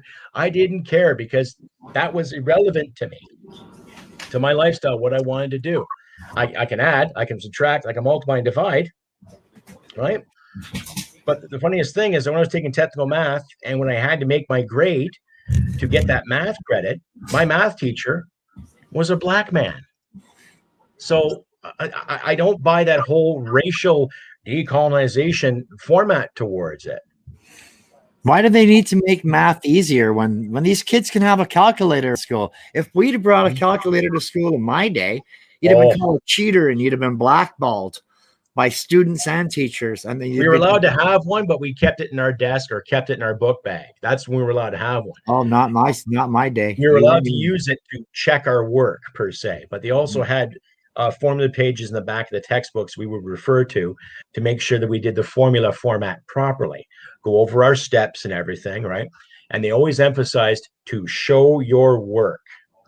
So they would let us use it maybe once or twice, that's it. And then at home, we were free for all. If we use a calculator or whatever, figure it out. But in class, check your work. Show me how you check your work. What are the steps you're taking? Okay, well, this problem consists of 3 different answers, so you got to do 3 different steps. Where's your steps? Oh, you're looking at the back of your notes. Do it again. Oh, shit. But now it's all about feelings and being inclusive. If you can't figure it out, then you get help. That simple, right? I had to do a summer school to get that credit. So do you know who's laughing at us? The Chinese, the Russians. They are laughing at us. They're like, we can make you guys dance. It's like banditos at in some cantina. They can take these pistols and shoot them at your feet and watch you dance the jig. Bang, dance the jig. Bang, dance the jig again. Or or any other example. They can just take a bully whip and whip it at you, and you just go woo. They're laughing. They have us so tied around. They have us so wrapped around their finger. We are so beholden to whoever's pulling the strings here. They are laughing. They're like, we are going to absolutely colonize your country. We are going to pump every last available resource out of it. We are going to drain your treasury. We are going to make you into vassals and they're going to use this as the petri dish example, as the test case for what they could do to any other Western country that can serve as a relevant example. They already do it in Africa, but it's not as sophisticated. They do, they invest in the infrastructure, the airports, the railways, the houses of parliament, the bridges, and all that stuff. That's kind of like, you give us coltan, iron ore, whatever, precious metals, petroleum, and we'll give you stuff in return. That relationship's kind of very, very elemental. It's very it's very basic. Like, I give you this, you give me that. Everybody understands what's what. But the way they're going to roll it here is like, we can't do that with the Canadians because they'll know that we're coming in for their goods. So we have to come at them from another side. It's got to be a more sophisticated play. And in Zhongnanhai, where all the CCP Pubas live adjacent to the Forbidden City in the same complex and on the same road, they're rubbing their hands and they're going, this is so much fun. Look at these little ants, these piss ants jump when we tell them to jump. I mean, the way that the Chinese diplomats talk about us on Twitter is just, if anybody's paying attention to what the comments that they're leaving on Twitter about the residential schools issues in Kamloops and Kawasis, I like to call it Kawasis. Sorry, just a joke. Kawasis. Anyway, they milked that one. They were the characters and the cartoons, and they had the skulls and the little children in the shoes. They milked it. They're like, don't tell us about the Uyghurs, yo. Don't tell us about the Uyghurs. Don't tell us about the Tibetans. We'll squeeze your balls when it comes to First Nations. But I'll tell the Chinese about the 60 million that Mayo took out too. So while you're laughing and condemning Canada for the projected 60,000 or more over a past 100 years, let's talk about the Chinese citizens you killed after World War II. Your own people, right? And the Russians, how many they killed during the Stalin That's old years. news. It's old news. They're like, get with the program. Get with the program, Mr. Kata. Get with the program. They're like, get real. Get real. Who remembers that? Yeah. They go, who remembers that? No, they have us so wrapped around their finger. And everyone's like, hey, did you get your AstraZeneca combined with your Moderna, combined with your Pfizer, combined with your J&J? Nothing but net. Remember that commercial? Nothing but net. Remember that? Who remembers that commercial, right? It's like Jordan and Bird. Hey, Larry, if I hit it off the CN Tower, remember that commercial? Off the CN Tower, off the Empire State Building, off the Golden Gate Bridge, nothing but net. That's the Chinese are saying that now. They're like, nothing but net. We got you guys, man. And they're like, now you're crazy. Keep drinking your Kool-Aid. I'm like, okay. Hyperinflation, your money means crap. They've flooded the system with all kinds of cash. They've got all of they've got all the concessions on your oil. They've got everything. They've got dibs on all of your precious metals and resources. And you know what? I just kind of admire their basic dictatorship. Quotable. Okay, Justina. Hey, Justin fan. Justin wannabe. I cringe when he said that. Oh, they can turn their economy around on a dime. Sure, you can do everything with slave labor. You can do anything on a dime. They're a paper tiger. They're fucking broke as we are, man. They're all on paper. The world owes them, but they don't have a damn dime. They spent all their money on 5 million missiles they have pointed over here. No, the reason they want the rest of the world broke is because they're going to clean up the messes, and the globalists are buying up all property for a dime on the dollar, and the only ones losing are us. But the problem is, the Russians said the same thing in the 70s prior to their invasion. We'll help Afghanistan clean up. Even though Afghanistan had modern amenities like electricity, they had freedoms, they had the traditionalists, they had a monarchy, I think, up until the 1960s, which they abolished. However, they still had a working democracy up until the Soviet invasion of December of 79. And it wasn't until the Soviets left of 89 that created more of this division, more of the Northern Alliance, which are allies to the Western alliances against the Taliban, right? So it shows how all these powers, regardless if it's American, Soviet, or Chinese, how they have affected certain routes of progress. Now, the routes of progress here are being ran down our throats in the name of this SJW mantras, i.e. racial math, and then racial conditioning. Okay. Elle, I am sure you're a classic example of some of the ridiculous mantras that have come towards you because of your transition, because of your personal choice to live your life the way you want to. Mm-hmm. How many mandates were presented to you while you were transitioning? Give us an example. Some of the ridiculous things that were said to you. Well, I mean, the fact that I was ridiculed by society, so I couldn't get a good job or have friends, or I mean, a lot of job opportunities were lost. Even looking for work, basically, and that's just as far as the people are concerned. That's not even from the government, who didn't recognize us, from the police who would watch us get targeted and bet on which one of us would be in the morgue and which one of us would get to the hospital in time.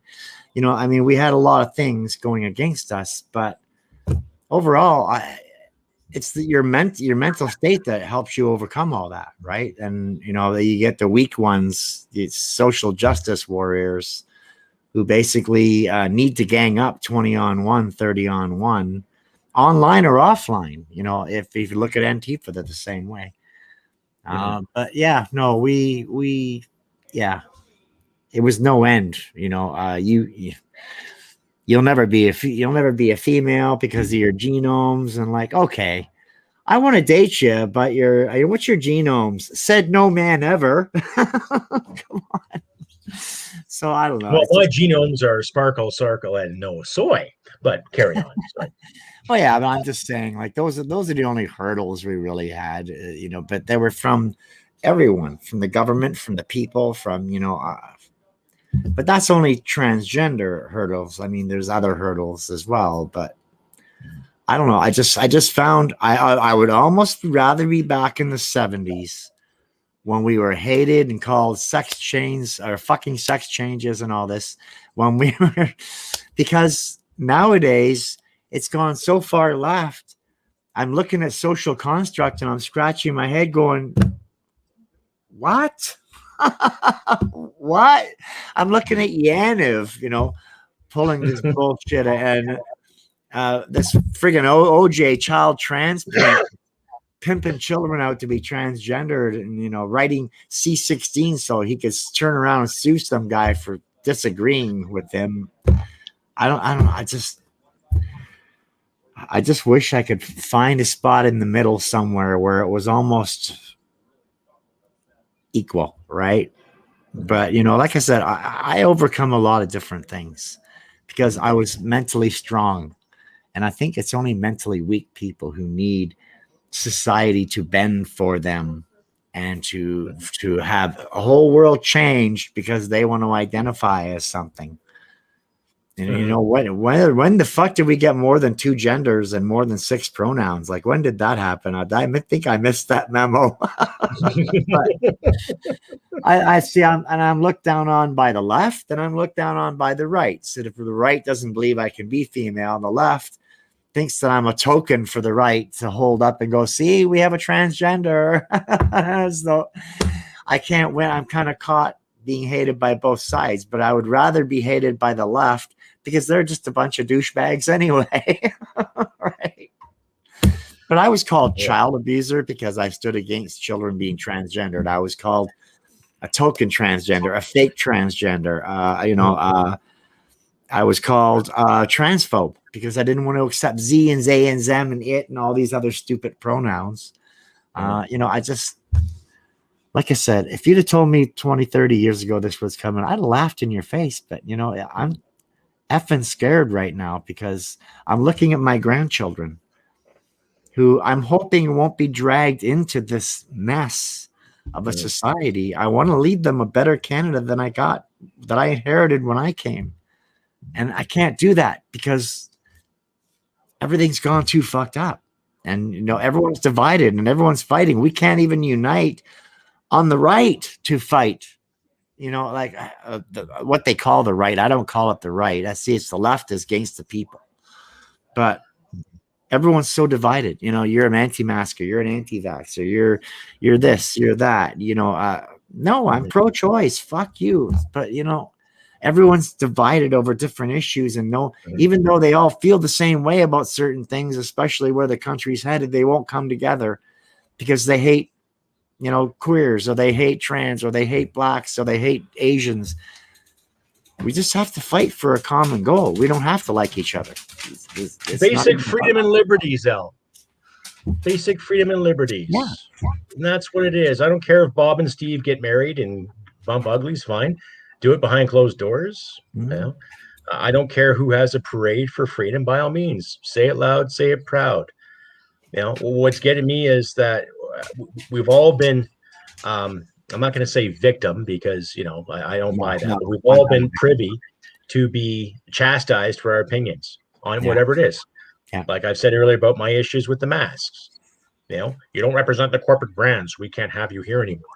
Even though there's economic turmoil going around all over the country, they're worrying about the longevity of an opinion rather than the work I did. Adam, I'm sure you felt that sting too from being on certain sets and working with certain companies in regards to the whole mask issue or opinions. And I can see why you have been reluctant to keep, your opinions. Well, your opinion's not out there in the open because of certain productions and because of certain values that some of these investors or so-called producers have. And, based on some of the statements I'm receiving from fans and my viewers, it's turning into a circle of bullshit, right? Yes, Chris, my mistake. I stand corrected. Starting the Afghan public, yes, they were. But it was the mess that happened afterwards, which was something. I can stand corrected on that too. But I don't know. It's just, it's getting ridiculous. And after what I read from Spencer Fernando about the math thing, are they going to say shop class is divisive too? Because someone can't hold a tool properly? They should bring back the fundamentals of home economics again. We all need to learn how to cook. We all need to learn how to sew, honestly, because, I'm sure, Elle, you were taught as a kid how to sew a hole in your sock. I was taught that. Adam, what about yourself? Do you remember your high school years where you were taught how to actually thread a needle and to sew something together? Because that happens. Fabrics can rip, right? That's life. How to boil water, to boil some eggs, or to make some Kraft dinner, or to put in a can of beans into your pot and stir it and make some toast, right? Little things like that, right? How to make a quiche, how to roast something, right? They don't teach that anymore because people are so afraid about what kind of group it might belong to. And yet they're constantly dividing people into groups based on the CRT curriculums that are coming and going as we speak. We know our brothers and sisters in the States are feeling that sting right now. How many parents are out there saying, enough of this crap? We're paying these taxes for our kids to read and write and to become functioning adults. And yet you're constantly putting people in groups and marginalizing based on a theory, nothing factual. Mm-hmm. Right. I agree. It's a matter of people like someone's going to snap and just, wow, that's it. Adam, your thoughts. Thanks, I know you're sitting there going, interesting thoughts. Yes, yeah, well, you're making the valid points there. Please, can you put more emphasis on it, please? Yes. I'm just formulating how I want to respond. Swear, it's encouraged. It's encouraged. The city giveth and the city taketh away. And so, we laud city life because it gives us access to so much, bounty. It gives us access to so much, in theory, supposed to give us a higher quality of life because of access to things. It's more kinetic. People like bump off each other like electrons. There's a lot more interaction. There's a lot more sort of, friction. And so, it's generally better to be in the city, but one where we see that situation not serving the interests of society is when there's this conformity to believe, the city is also a place where you can dump propaganda and it transmits like almost like a contagion virally, and not in a good way, especially if the message is, and most cities are, I think in general, big cities are, if you look at all the big cities on this continent, at least, they're generally very, very liberal. It's only the smaller cities that are generally not buying into all of the ideology. Toronto, Montreal, Vancouver, Calgary, Ottawa, like those are your big cities in Canada, and they're all not Calgary, I meant more Edmonton, but there's bits of Calgary too.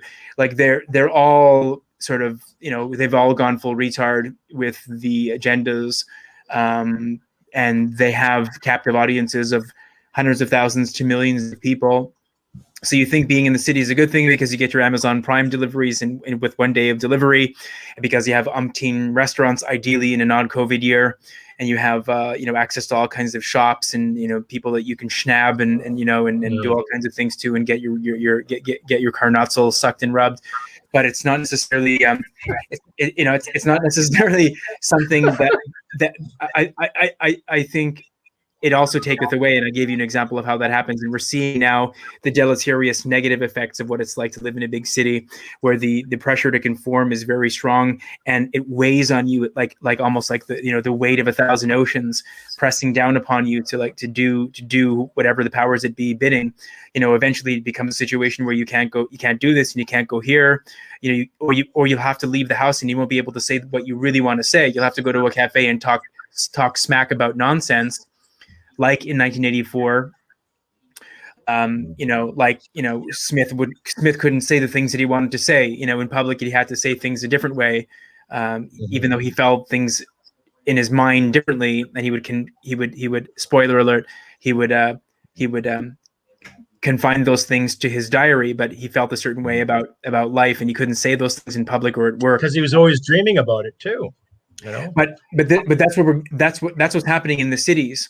In the past, at least, you had like a segment of the city that would get along in some kind of a harmony with alternative opinions. Now you get a Louisville Slugger over the head, or a crowbar, or you get doxxed, or your house gets invaded, or your church gets or a nice big fine, or whatever, or your car gets sort of vandalized, or somebody tries to go at your, and it's just like the city giveth and the city taketh away. And, like if you look at Berlin and big German cities in the interwar period, and the pitched battles between the left and the right on the streets, the slugfest, the bottles, the Cat 09 tells, the billy clubs, the truncheons, rubber and metal, fists, all kinds of, all those sort of those funky weapons, the brass knuckles and stuff. And that's what was going on. Do we have the capacity to punch each other out? Maybe yes, maybe no. Chris Scott showed up at a gig the other day, and Antifa was there, and he jumped over the barrier, and he got there was a little bit of beating going on there.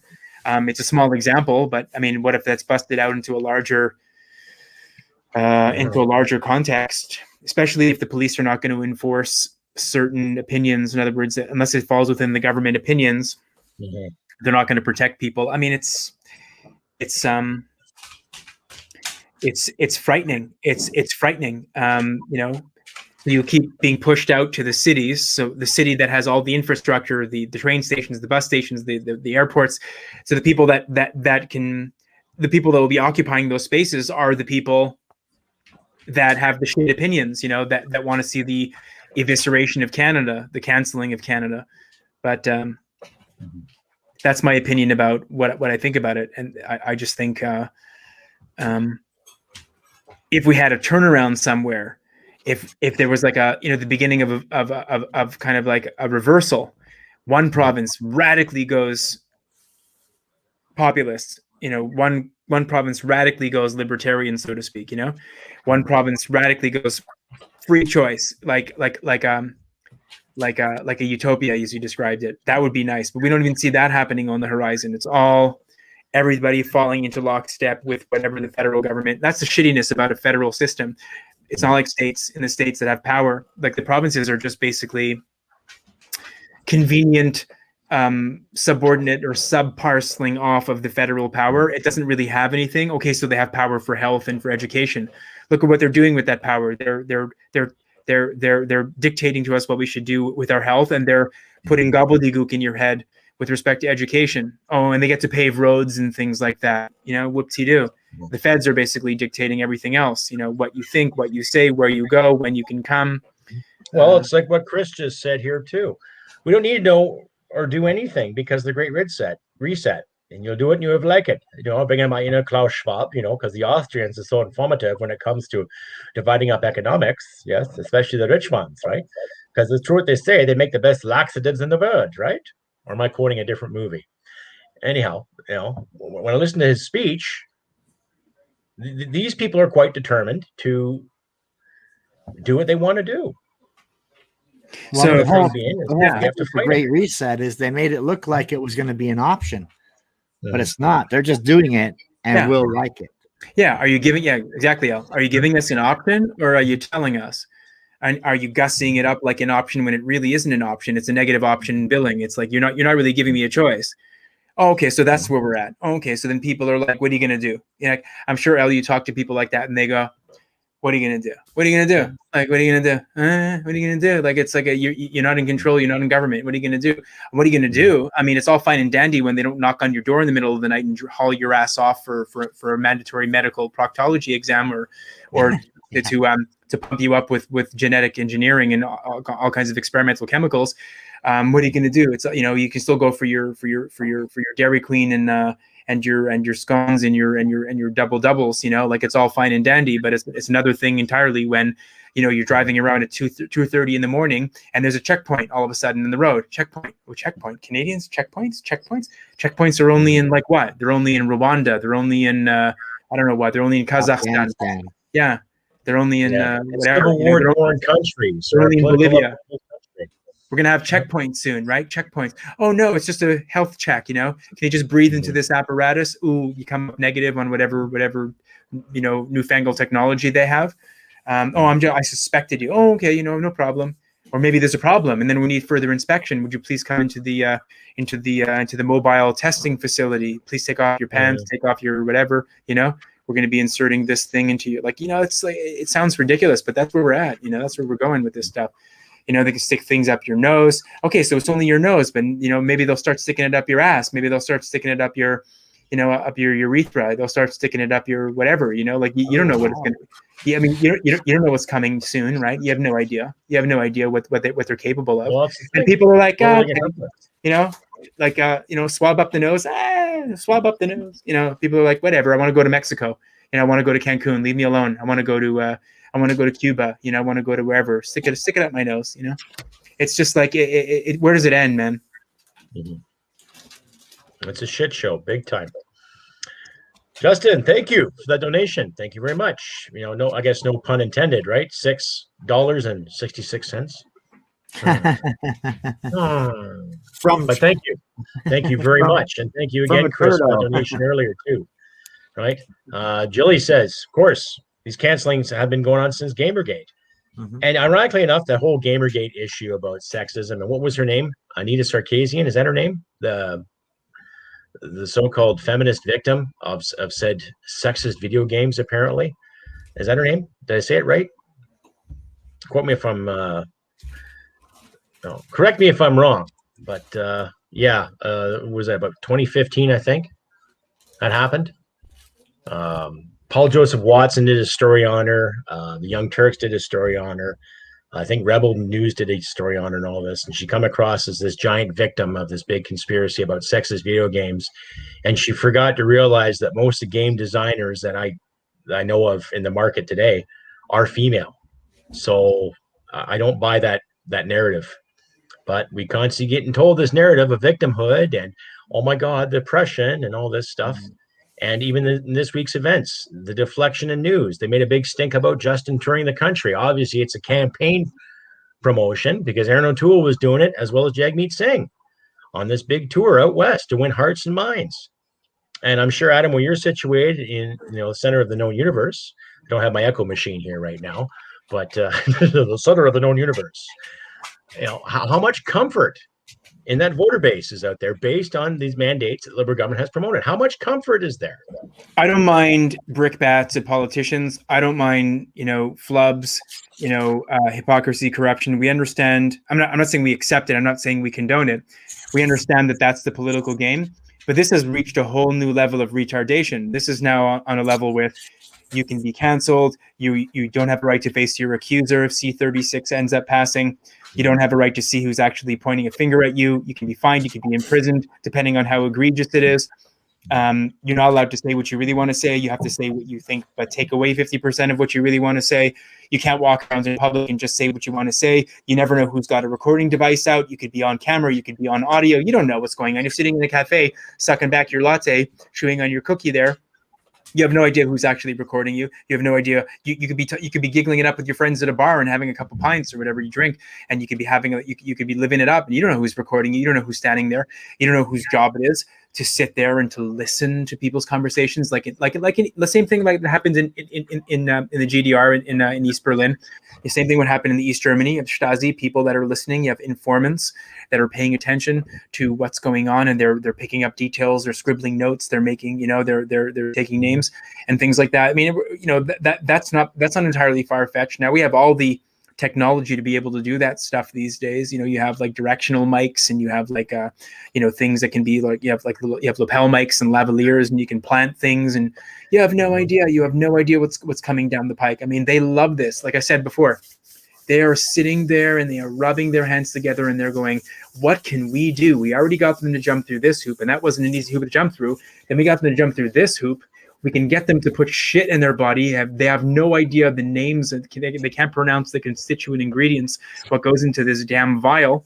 You have no idea. But we can get it into their arms once, twice, 3 times later. And we could pump it into their arms, and then nobody's going to make any protest. Oh, we can tell them that you can't travel until we say you can travel. And if you do travel, you have to come back and you have to put yourself in a rape hotel, and you'll do that. And we will charge you for it $1,000 plus a night, and you will be happy. It's a win-win. And then you will go home, and then you will quarantine another 14 days. And then we will send some people by your house to stick a few things up your anus and make sure that you're okay. And then you can join society again. Maybe, right? Like, this is really where we're at. And they're like, we can make people do this. We can make people do that. We can make people do that. Not too much harder to make people say, hey, if there's people in your neighborhood that are not being cooperative, I want you to just call this hotline or send us this email, completely anonymous. Just let us know what you think is happening, and we'll send a couple of personnel to go over and have a little conversation with them to make sure that they're, falling into line. And don't you worry your pretty little head. We'll take care of this for you. Or maybe it becomes a situation of, we'll give you a few extra bonuses for doing that. If you let us know who on your street who's being uncooperative, we can give you a couple percentage points off your property tax. Hey, what we'll do? We'll give you, we'll give you a tax rebate. We'll give you a holiday. We'll give you a this. We'll give you a that. I don't know what. So it's like that. It's like that. And anybody thinks that it's not happening, you have no understanding of history and the human race at all. Well, look what they're doing with the vaccine lotteries in Manitoba and Alberta. Right? Oh, we'll give you a pizza. Oh, we'll give you a cheeseburger. Oh, we'll put you in for $1 million draw. $1 million they had to borrow, right? How government likes to borrow its money from whatever bank, whatever financial institution that can print the money for them at a very, very low interest rate that will add up later on, behind closed doors, right? And what kind of incentive is that? And now if they do call an election in August, okay, we can look forward to an actual federal election in October. Again, about the voter base, okay? They like the comfort. Oh, if I do this, the government's always right. They're going to look after me. Right? They'll give me another cert. We'll let you, or people have come into the custom of speaking like this already. I know Elle's liking this one. When will they give us the permission to open up again, or maybe just truncate it? When will they open us up again? When will we be able to travel again? They were never the people that could actually determine when you could and could not. We are so blatantly supplicant and servile in this country that ended up becoming the norm. That ended up becoming the baseline. The baseline now no longer is, hey, you can't take away rights that we already have. Now it's like, we let you tell us when we can have the rights that you say that we have and when we don't. And it gets worse. It's going to get worse. It's going to get worse, and it's going to get worse. A year ago, all of us, myself, Mark, Jilly, yourself, the Major, all of our buddies, everybody, Kelly, Frankie, everybody, all of the heads, all of our friends were talking about how it was going to get worse, and now it's gotten worse. And 2 years ago, we were saying it's going to get worse, and it has gotten worse. It hasn't gotten better. Nothing's gotten better. Has anything? I don't think anything's gotten better. And then a year from now, we're going to say it's going to get even worse. And if those cocksuckers end up getting a majority, then it's going to get even worse. It's going to get even worse. How is it not going to get worse? You're going to be like, we got a majority now. Okay, that's all we wanted. We just wanted you to prove to us, the liberals, right? We just wanted you to prove to us that we could get a majority. We are going to give everything back to you. We're going to stop spending. I promise we're going to stop bringing in people in the Roxham Road. I promise we're going to stop bringing in all kinds of refugees. I promise we're going to stop with the patronage appointments. No more BS. We're cutting the salaries. No more salary increases on April Fool's Day. We promise no more bitches, in cabinet. And by bitches, I mean like bitches, not like women, just like bitches. No more bitches. No more bitches in cabinet. I promise. You think they're going to do that? No. They're going to get a majority, and they're going to ramp it up even harder. They're going to ram it down your throat even harder. And they're going to be like, we're going to ram it down your throat, and you're going to like it. It's like all that. It's like all that aggressive porn. We're going to ram it down your throat, and you're going to like it. You're going to like it. You're going to like it. Dong. Exactly. And that's where I said, if that happens, then will the violence begin? Right? I'm thinking that's our only way out. And maybe. And that's where it's going to be. Are they going to have to storm Ottawa like they stormed the Capitol on January 6th down in the States, with a little more amplification of the rage and genuine anger of its citizens rather than notional actors put in key spots?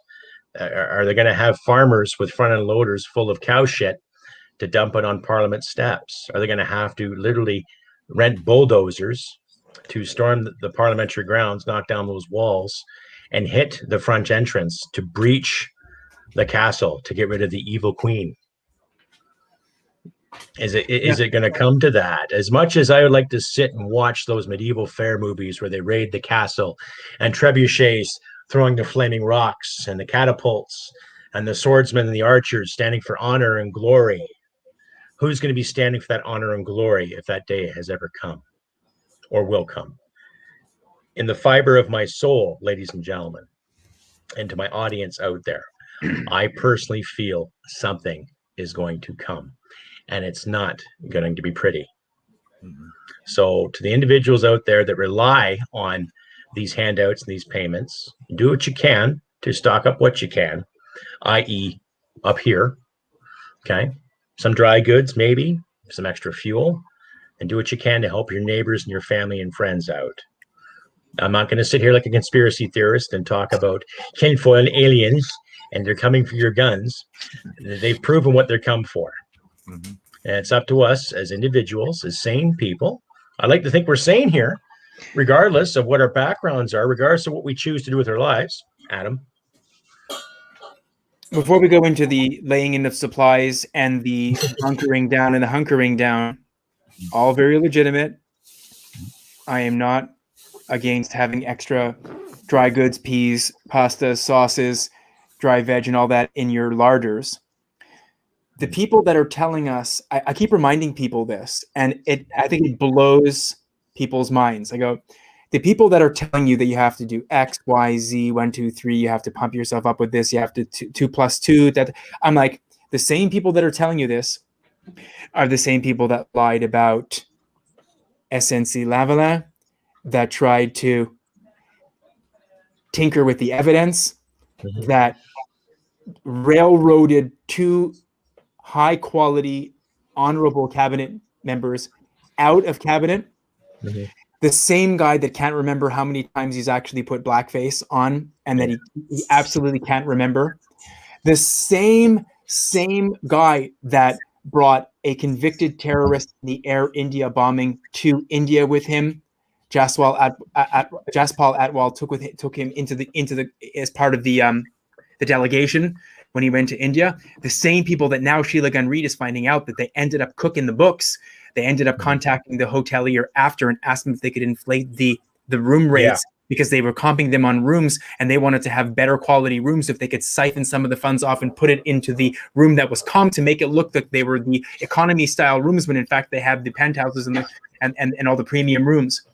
These are the same people that are telling you that they had enough PPE available for us, but ended up shipping it off to China. The same people that told you that they're going to go to China with 2 fuselages full of aircraft to come back and bring us 2 fuselages full of proper PPE. The same people that you had nothing to worry about from this thing, that human transmission wasn't a problem. The same people that told you that you don't have to wear the face diapers and now tell you that you can't do anything. And people are saying they're willing to listen to these same people, these same liars, when Stephen Harper's cabinet member, Bev Oda, spent $16 on a gosh darn orange juice. He kicked her out of cabinet, and the media was going to castrate him. We're going to cut his head off for having had somebody who had the audacity to spend $16 of the taxpayers' money on a freshly squeezed OJ at whatever premium hotel she was staying at. And look at the billions of dollars that they're spending. And look what people they did to Mike Duffy over that $90,000. Out to lunch, exactly. Out to lunch, or even $300,000 for Mulroney with Karl-Heinz Schreiber in the paper bag. Look at the amount of money that's being spent now in comparison, and they have and they're telling you that they can. And people come to you and say, "I'm going to do this and do that." I'm like, you believe them? Okay. Yeah. Oh. And all three of us can sit here and agree on the simple fact that not every party is perfect, but we're seeing this clown in Ottawa who earned notoriety based on namesake, not actual merit. Okay. His cabinet was picked based on notoriety, not an actual merit. Okay. Because I personally worked for and worked with female soldiers. Yeah, and I can tell you all here, and I attest that they've all earned it. They weren't just handed a position. Convicted criminals in his cabinet. You have a convicted criminal who is telling you what you can and can't put on the net. You have a convicted criminal who is pushing a bill that is going to result in, as I said just a few beats back, somebody can end up saying that you are promulgating hate speech and you do not get a right to face your accuser, and you have a $70,000 fine plus a summary conviction. A guy who tried to scale the CN Tower, who looks like I don't know what he looks like. He looks kind of like a scruffy guy, a Manson follower. No, he delivers dime bags. Like, you have the kingpin who's like on top of the food chain in the coke business, and he's like the guy that, he's kind of he's the guy that drinks like the cheap low shelf alcohol that he takes a shower like once a week, and he's got like the patchy shadow and the grease in the hair and everything like that with the shiny skin and stuff like that, and he just kind of like can't speak properly because he's so hopped out on he's kind of like he's dipping into the profits. These are the people that are telling you that they have your best health interests at heart. If you believe that, Canadians, you deserve every single thing that happens to you. Mm-hmm. Every single thing that happens. You deserve the shaft in the place where you don't want it, as hard as you don't want it, without the way that you want it. You deserve to have your country go into complete economic meltdown because you let these guys go and you let these guys have at it. I love when people tell me, have you heard about the new monetary theory, modern monetary theory? I'm like, tell me about it, as if I don't know. Oh, if you do this, if you do that, I'm like, I go, and you actually believe like that's gonna happen? It's like it's a toy. It's a toy. The economy in Canada is a toy for them. The perks of office is like it's just like a game. The office means nothing. The Canadian Prime Minister is a laughing stock.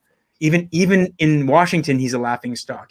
Oh, of course he is, because he's so compliant to everything, right? I would say if I was to compare two liberal prime ministers who had a little more cojones in regards to world affairs, I would say John Turner had a little more ambition and desire to look after Canadian people. But then again, he represents a liberal model that was actually liberal back in the day. Okay, they were actually liberal thinkers. Okay, now the liberal brand, we can all agree it's gone to shit. Nothing liberal about it. Nothing. Not a bloody thing is liberal about today's Liberal Party on the federal and on the provincial too. Mark B, right? The other side is full of information. It's just the wrong information. That's right. Smart by half. That's what Mark's saying. Smart by half. That's what it is. It's like you think you're smart, but you don't have any of the information. You just have a lot of gobbledygook in your head. You know, you can click through a lot of websites. You can scan a lot of websites. You can read a lot of articles. Mm-hmm. Tough times ahead, my friends. Tough times. Very tough times ahead. Super tough times ahead. And I don't blame people for taking matters into their own hands. And by that, I mean to say for refusing to do certain things or refusing to comply with certain things. I mean, it's completely understandable in the current environment. It's good for us to meet and talk about it, but I do not see the parliamentary solution, and Gillian Davis would concur, and so would Elle. The parliamentary solution is not the way to go. Trying to storm the gates of Ottawa is not going to. It's so no. Swamp. I don't want to see it get swamp. To that. Swamp. Yeah. Oh my gosh, I'm talking bayou. Forget about swamp. It's like bluegrass. Like I want to sit down and I want to pick out a banjo. You want to knock back. I want to go to the Piggly Wiggly. That's what I want to do. I want to go there and get myself a hog there and go slap my cousin around there. Mm-hmm. Exactamo. And when I look at draining the swamp, yes, I just don't want to see us get to a point where we have to storm Parliament, metaphorically, or the literal sense of it. You look at our history, we've had a pretty quiet one when it comes to uprisings and rebellion, with the exception of the Red River Rebellion and the Upper Canada Rebellion. Minimal casualties, of course, but I don't want to see any casualties. But like I've said to my psychologist, you back a dog into a corner, you're going to get one or two things. You're going to get submission, or you're going to get a bit. And I hate to say it, ladies and gentlemen, but you're hearing it from me directly here on Fastball Sunday. People are going to start biting. Yeah, they're going to start biting. And submission is starting to wear thin, especially when we watch the rebel media, when people are fighting the fines, people are standing up, especially our friends in Australia and in Britain and in France. People are saying, okay, look, enough of this crap. Enough of it. It's getting redundant. It's getting ridiculous. We're starting to see, through the bubble wrap. We're starting to see through the utopian projections. And I think people are going to start rallying. And it's up to us to keep getting the words out there, doing these shows, and getting out in the public. And that's what I'll be doing.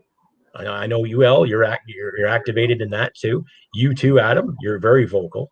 And we have to keep doing it, regardless of what they throw at us. We got to keep doing it. Stand high. I love this one. Another gem from Mark Dietz. He calls them talking point dispensers. The Oracle tells them what to say. I call them talking Pez dispensers, Mark. They're Pez dispensers. Exactly. Little Pez dispensers. You just turn the head up and out comes a little bonbon. Remember those? Elle, remember those? The Pez dispensers? Yeah. Oh, yeah. The different heads. And then Jilly Davis. And then Jilly Davis. Again, it's already starting to happen. It is already starting to happen. It's a beautiful thing. I'm telling you, when like a group of people get together, and a large group of people. There is no reason to doubt whatsoever that if 2 million people suddenly show up in Ottawa and basically crowd around Wellington Avenue and the House and both sides of the bridge in Gatineau, do you not think they're going to call out the army? Oh, yeah. Do you not think they are? Oh, there'd be an aid to civil power, something called. There would be. Yeah. There'd be an aid to civil power. Give me just a sec. Hold on a sec.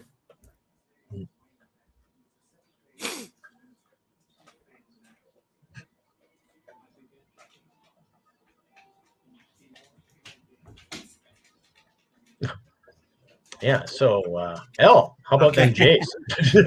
How about them Jays? Not like I watch baseball. I'm too busy telling truth. We'll wait till Adam gets back. Before we begin to shut down. But yeah. No, I think I'm sure you can see the rage in Ontario, though, too. Not to cut you off, but I'm sure you can see the rage in Ontario. That's my home province. Like, I grew up there. Mm-hmm. There were a lot of fun things I used to do. In my punk rock days in London, Ontario, a lot of great fucking times. A lot of things we took for granted, and we're all guilty of it, regardless. Mm-hmm. But the thing I'm looking at too is that we are seeing a transition, and we're seeing indoctrination. You don't need to be a sociologist or have some kind of degree in bullshit to figure it out. No.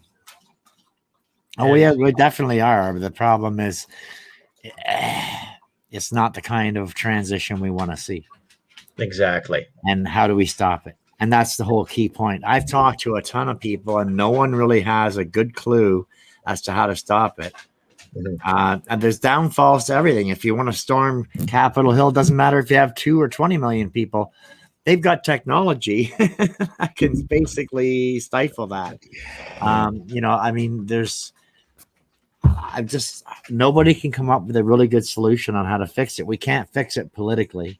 No, agreed. 100%. The elections are rigged in the Liberals' favor, right? It's not just rigged. It's the system is rigged. When you have 199 ridings out of 339 that are Ontario and Quebec, and when you have Montreal, Toronto, and Vancouver locked up, you've got the 3 biggest cities with the 3 biggest clusters of ridings. Not to mention, the whole sort of the province of Ontario and the Maritimes. You will never, ever, ever, ever, ever win unless there is some kind of a radical restructuring of how people believe. And that doesn't happen from year to year. That's a generational phenomenon, right, Al? It's not a year-to-year thing. Yeah. So, I mean, it's not even an election by election thing. You're right. It's totally generational. It is, because we've all gotten used to the whole comfortable thing of passing the responsibility on to the better speaker. And look at 2015s. Like, they voted for Justin because, they all of a sudden got tired of Harper, and he had greater hair and he promised marijuana. Well, I've tried government marijuana and it sucks. I'm sticking with the guy. And I didn't vote for the Liberals in 2015. Neither did I. I did. Here's another thing. Oh, you did? Oh. Another thing. Oh. Another idea that just comes to mind, which is the people that don't fall into lockstep with the forecasted ideology, they're dispensable. And it would appear to me to be the situation that our generation is dispensable. And if we have to basically be shafted, and that can come in a variety of ways, economically, in terms of the judiciary, our laws, our rights, what have you. If we're to be the guinea pigs or the sacrificial lambs or whatever metaphor works for you, that's what they're perfectly content. And when I say they, I mean the powers that be, not the puppets, but the powers that be are perfectly content to let us be sacrificed so that they can ultimately, in their insane way of thinking about things, can see the final end, which is how they envision society to be. They're perfectly content to let us be absolutely sacrificed. And it's our job to make sure that does not happen simply and that does not happen quietly. Yeah. That's the thing. And we have to make it vocal. Thank you, Mark Dietz, for that $20 donation. Thank you very much. Thank you. Well appreciated. You want to buy us 3 a beer? Fantastic. I'm not getting any of it. Yeah. Well, I'll tell you what, when we first meet up and have our little symposium, once restrictions are lifted, well, I'll definitely buy you a beer, a nice big pint of pure lager, and Adam too, unless you've changed your taste, Adam. You're more of a whiskey kind of guy now, or what? No, I do it all. I'll have the lot. You'll have the lot. Have a big spliff and a pint of Rickards and some girlies, and watch the sports game. And when it's all said and done, have a big fucking bucket of smelts and a Coke, just like in Kids in the Hall. Outstanding. Right on. So, ladies and gentlemen, this is the point of the show where we're going to take time out and ask where you're all calling us in from. Doesn't matter what part of North America, please. Just let us know where you're writing in from. And while we're doing that, I will get some more points up here for you all to see from Justin. Liberty or death? Exactly. Liberty. And I think Jeremy made a point of saying earlier, I'll put this on again, we need to get libertarian parties back into the game. Can't all be liberal, conservative, or NDP. Just search the Ontario Libertarian Party, and they haven't done anything since January. That's funny, Jeremy, because I'm part of their feed too. I look at libertarian politics as a good thing, regardless if you're based in an anarchy kind of state or just based on letting people do whatever the hell they want to do. I haven't seen much of Ontario libertarians. I get the odd spurt from Tim Moyen.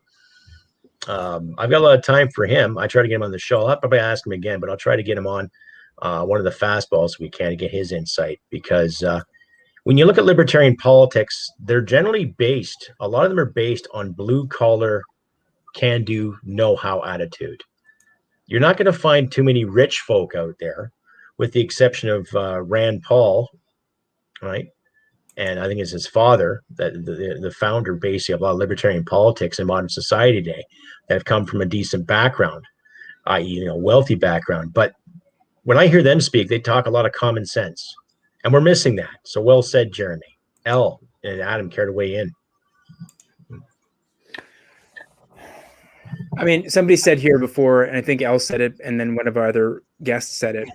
You do not seek the solutions that you aspire towards through or via the political system. First past the post, 339 ridings, the majority clustered in the eastern provinces that fall into lockstep with usually the Liberal Party. You will never, ever, ever be able to break that logjam. And if it does change, as we said, it's a generational phenomenon, and we don't look like we're anywhere near some kind of a tipping point at all. So what Canada essentially becomes is like Mexico during the 50s and 60s and 70s, the PRI, with the Partido Institucional Revolucionario, the other way around. Partido Revolucionario Institucional. It's the PRI, the PRI, that became the go-to party. So it's the masquerade of democracy, but they have everything cooked so that they always win. And that's what the Liberals appear to have the situation. Now, I'm not saying that they rigged the elections, because we can actually keep the paper ballots and do the numbering, but up here they have the win. They've already convinced people that they are Canada's party. Everything, the colors, the this, the that, the flag, the Pearson pennant, everything's all intermingled, right? It's all, they have people in, they already have the headspace. So Alberta and Saskatchewan and parts of Manitoba and Ontario, yes, yes, yes. And Northern BC, yes, yes, yes. They can vote their blue guys in to their heart's content. It will do nothing to change the actual numbers, the majorities, none of it. It's just going to be lipstick on a pig. And we talked about this for the last, Jillian's been talking about this since 15 and earlier. I've been talking about this for years. Like, you banging your head against the wall and you have a bruise on your forehead, a welt bigger than a 5 times a day penitent praying to Allah. So, you know what I mean? It's that's really what you've got going on there. And I just don't know how to break out of that logjam. And it's almost like a theft of time, because those cocksuckers know that we can't do anything about it. So essentially, we're just spinning our wheels in a pool of mud, not gaining any traction, trying to make some kind of a change. And all it's doing is it's kind of, I mean, we're all in this together, all of us here, in the true sense, not in the bullshit, we're all in this together sense. I hope you know what I mean there. We're all here talking about it, but we're not getting anywhere because we can't dig our talons in. We don't have any purchase. We can't get our nibs in. We can't get our clutches in. We have no purchase. We have no, we're slipping and sliding. It's like going to like a water park, and not in the fun way. You know what I mean? It's like you're slipping and sliding here. We can't get any traction at all. It's just annoying as hell. And they keep on marginalizing us and corralling us and tightening and turning up the temperature. And like I said, they're ratcheting up. They're taking another notch. And it's just like, you still have options now. What happens when you don't have options? What do we do then? Anyway, you don't have to answer that question, but that's the question that we're asking ourselves, at least. I have to keep fighting for the options, fighting for the right to do what we do, fighting for the right for people to go out and work and thrive. Basic liberty, basic principles. I want you to do your art to the best of your effing ability. Elle, I want you to do your thing to the best of your ability, by your own means, by your terms, on your terms. Same thing with you, Adam. I want you to create. I want you to write. I want you to act. Nail that fucking audition. That's what I want you to see. You, my audience out there, I want you to do your trades, to write your books, write your stories, write your essays without any fear of purse or prosecution from anybody. Okay? This precog stuff they're trying to promote, and really it's like precog from fucking Minority Report when it comes to C-36. Really, I lost a job because someone feared my opinion and I didn't get to see my accuser, right? So it's already in the works on a social level, right? And that's where it gets scary. You know, I could be out there having a smoke and having a coffee with somebody, and all of a sudden I have an opinion on, well, I don't like this guy because he put this policy in. Then there's a random phone call given to some police service. Oh, that Crusty Canuck guy said this the other day. I don't like what he said. He scared me. Then I get a knock on the door. Were you in this vicinity saying this to somebody? Yeah. Here's your ticket. Or here's your summons. Like, what is that? Right? I personally don't care what people do with their lives. Do it well. Leave kids alone. That's what I'm saying. Let people thrive. How hard is that? Don't hit people, take their stuff. How hard is that? You know, regardless of how I feel about that flag behind me, or those two flags behind you, Elle, it's something worth fighting for. I thought you could use some background music. You flatter me. Timing was a little off. Keep talking. Keep talking. Victory for all. I should dress up for this part. But I appreciate that. But you all get my point, and you, my audience out there, you get my point too.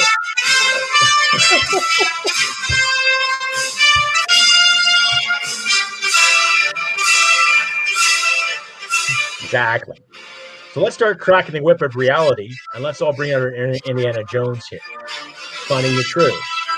Okay? We all see the truth being told. We have to find the truth and reconciliation. So let's find our truth and reconcile it now.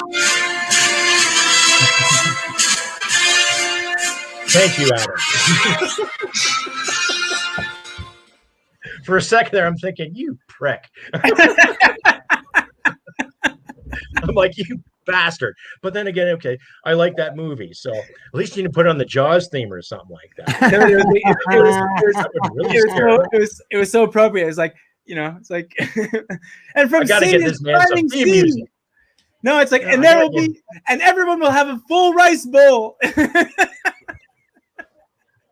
there will be cradle to grave security, and we will have freedom for all. Oh, basic principles. You know, I don't care if you're a firefighter, what you do. If you want to water your lawn 5 times a day, go for it. You know, I don't care how you live your life. Do it well. Just don't hit people, take their stuff. Yeah. So there's that. I gave you that pause there. I haven't thrown my theme music in there. So, okay, no, never mind. Anyhow, folks, please let us know where you're calling in from. Let's see. We got a few people here. One's from Vancouver. I think Justin's from Vancouver Island, I believe. Let's see. Where did it go? Yes, from No Agenda 21. He's calling from BC. Thank you for coming out, No Agenda. And Jilly, yes, you are from Calgary, the beautiful Nenshi Utopia of Calgary. Yes, of course. And Justin Trudeau, formerly known as Justin, formerly known as, I forget his actual name. Canadiana, I think he's called himself. He's calling from Vancouver Island, I believe. Let's see. Anybody else have their location they want to share with us? Don't worry, you're not going to be doxxed. I don't believe in that doxing BS. St. Thomas, Canada, Ontario. St. Thomas, yeah, just south of London, right? If I'm not mistaken, Elle? Yeah. No, I think it's east of London, but yeah. Okay, yeah. There's a couple of famous actresses from there, I believe. I think Helen Shaver's from there. Is she not? I'm not totally sure. That might be Stratford, but okay. Yeah, there's a couple of people that are famous from here. I know. Was it Cam Neely, the hockey player? It was one of the Boston Bruin hockey players that's from here. I don't even keep track anymore. But lowly St. Thomas. Okay. Well, we are going to end this show on a positive note. Any last words there, ladies and gentlemen, before we end this great episode of Fastball Sunday? Elle, any last words? I would like to see people who give a flying crap about this country push for election reform by referendum, because that's the only way we can fix the election system. I have a chance at it. Doesn't mean we're going to fix it, but I have a chance at it. If the Canadian people are making the election reform and not the current government in power. I don't think any of these parties should have the right to make election reform because it's obvious they're going to lean it in their way. But until we do that, we don't have election system. We can't fix anything with it. And personally, I would like to see a grassroots party like, say, the Veterans Coalition Party, just for shits and giggles. I'll throw that out there. The Veteran Coalition Party to get in, or for other, I don't know, libertarian parties to have a shot at it. You know, like this, because mainstream media picks which parties the Canadian people get to know about, and that has to end. Yeah, we need to get rid of globalist parties. We need to get rid of globalist communist press like CBC and CTV, Global, and all these douchebags, and open Canada up for business. You know, but the point is, we'll never be able to count on elections as long as we have IE counting machines and a system that's created by corrupt governments and amended by corrupt governments. We need this done by Canadian people. And like I said, we've been pushing for it for years, and people just aren't interested because they don't know how badly our election system is broken. Wake the fuck up, people. Do you really need to be told by a tranny? Really? Okay, next tranny. Well, hey, you're saying like you feel it. They call me mentally ill, but you know. No, you're not mentally ill. You got your shit together. Yeah. Okay. You just made different choices, and you're doing well with it. So, hey, sister, thrive. Okay. What a tremendous pity it is that, if not the biggest landmass, then the second biggest landmass on the planet can be the ground zero for some of the best innovations that the planet has ever seen, and that it could be the wealthiest nation from cradle to grave, with resources kept for ourselves and for our citizens, with an amazing society that's respectful and that's laissez-faire and live and let live, and libertarian, whatever expression you want to use. And the conversations are dominated by pointlessness, nonsense, talking points, narratives, all that stuff. That's all we talk about here. We don't talk about what we're good at. We don't talk about what we can do with it's God's country, so to speak. You know, it's just a beautiful place. I mean, there's so much available. There's so much that we can do together, and we just focus on all of the poison and the garbage. And it's such a time suck. It's a sin. I agree. I'm just saying these terms like liberally. Like, it's a sin. It's a sin to look at all of this bounty and wealth and to just piss on it every single day with pointless discussions that don't amount to a hill of beans. And we've been saying this all along, but it becomes further entrenched and further solidified the more that we continue on and carry on with this charade. And the conversations are about this guy's hair, his beard or not beard, mask or not mask, this color, that color, this one likes sausage, that one likes hair pie. Like, we have to talk about all that stuff, and nobody can focus on the beauty and the bounty that was the reputation of this country. If you look at the posters, the emigration posters back in the day, and how they used to paint the murals, you know, when they were trying to entice people to come and settle this land, and the beautiful things they used to put out there and trying to get people from different parts of the world to come to this country. And now it's just, I don't know what it's about anymore. It's about too many different competing interests, too many different crazy stuff, you know, like, how do you have a country that actually accepts cricket beside baseball? It's either baseball or cricket. You don't blend them together. I mean, I'm just joking, but you have to have more of it. There has to be more of a you know, not this sort of like let 1,000 flowers bloom, this Maoist horseshit, you know, all this crazy diversity. It doesn't work. So maybe in conclusion, diversity plus proximity equals conflict, in Stefan Molyneux's famous aphorism. Mm-hmm. True that. Mine is just, we've got to get along, folks.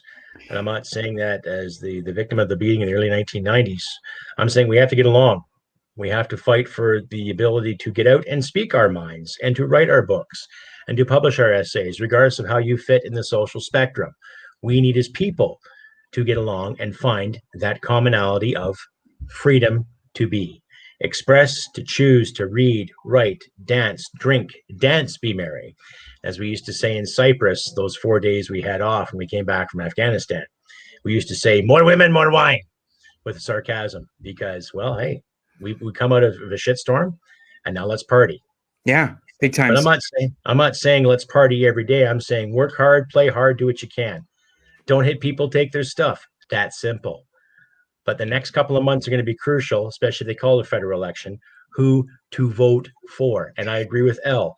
Bring a referendum when it comes to policy changes. Bring a referendum when it comes to equalization. Bring a referendum. Have the people vote as the parliamentary system was intended to be, to keep it that way and to fight for it. Because the flag behind me with the leaf and the two flags behind Elle are worth fighting for. What about, like I say, ladies and gentlemen, as we always do. Before you go, may I say something else? Yes, you may. I want people to support the organizations that are doing the yeoman's work in protecting our rights. Rebel News, John Carpay at the JCCF, the Justice Center for Constitutional Freedoms, people like Aaron Gunn in BC, people like Dan Dix in Vancouver. I want people to support. I mean, Spencer Fernando is also somebody to support, but Spencer's going to write articles no matter what. I want you to support fightthefines.com, support things that are going on in Australia and the UK. Pay attention to people like Nigel Farage. I want you to pay attention to people that are doing amazing work that don't have access to the resources that the government does, and they're still able to achieve so many beautiful things with the limited resources that they have. Rather than taking your money and spending it on something maybe like a personal thing, I'm not telling you how to spend your money. Maybe you can drop him $20. Send a donation to John Carpay. Send a donation to Ezra. Send a donation to Fight the Fines. Support what Aaron Gunn and Patriots are doing and people that care about this place. Send money to the Crusty Canuck. Send money to Sergeant Irwin. Support the people that are actually doing the good work, because they do not have access to the resources that the government does, and they need it so badly, and they fight for you. They fight for you every day. These people don't go to sleep. All they do is they eat, breathe, the S word, and the other thing all day long, whatever the problems are. I swear we need to think a little bit more pragmatically about that. That's the final thing I wanted to say. Well, I appreciate that, Adam. Thank you very much. And yes, ladies and gentlemen, if you feel like donating to myself, Adam or Elle, there are links to me in the description, and plus at the end titles too. This has been another Fastball Sunday with our new panelist, Miss Elle Sophia Rosetti. Take a bow. Well done, Elle. All that good stuff. She will be a regular panelist on the show, as well as myself and Daniel Mezei. Fred Stockman was not here with us this week because he had some family get-togethers to look after. However, he should be returning next week. Fastball Sunday will be a go every Sunday, 4 p.m. Mountain Standard Time. Please pay attention to my community page on Facebook and on YouTube for updates in regards to Fastball Sunday and the Crusty Canuck podcast. I shall be working on a new episode probably this Tuesday, so keep your ear to the cyber ground to find out topics and when I'll be posting it up. Like I said, this has been Fastball Sunday, my panel with Elle Sophia Rosetti, Daniel Mezei, and myself, Crusty Canuck. Thank you to everyone who's come out, and especially thank you to everyone who has donated. Please keep donating, keep looking, keep fighting for freedom and fighting for the truth. Do what you can to help each other out in these trying times. Help your neighbors out, help your friends out, help a senior out here and there. Buy some extra groceries for somebody. A simple gesture like holding a door for something goes a long way. Little things like that. But like I always say, folks, look after your friends and loved ones. Do what you can. Do it well. And before Adam interrupts me again, Adam. Humanity and merit wins the day. Exactly. He just stole my thunder, bud. You know. That's okay. You're forgiven because you're good people. You're good people. It's all good. Like I say, folks, true. Thank you all for coming out, and please stay tuned to my pages for updates and etc. And this has been Fastball Sunday. Take care, folks.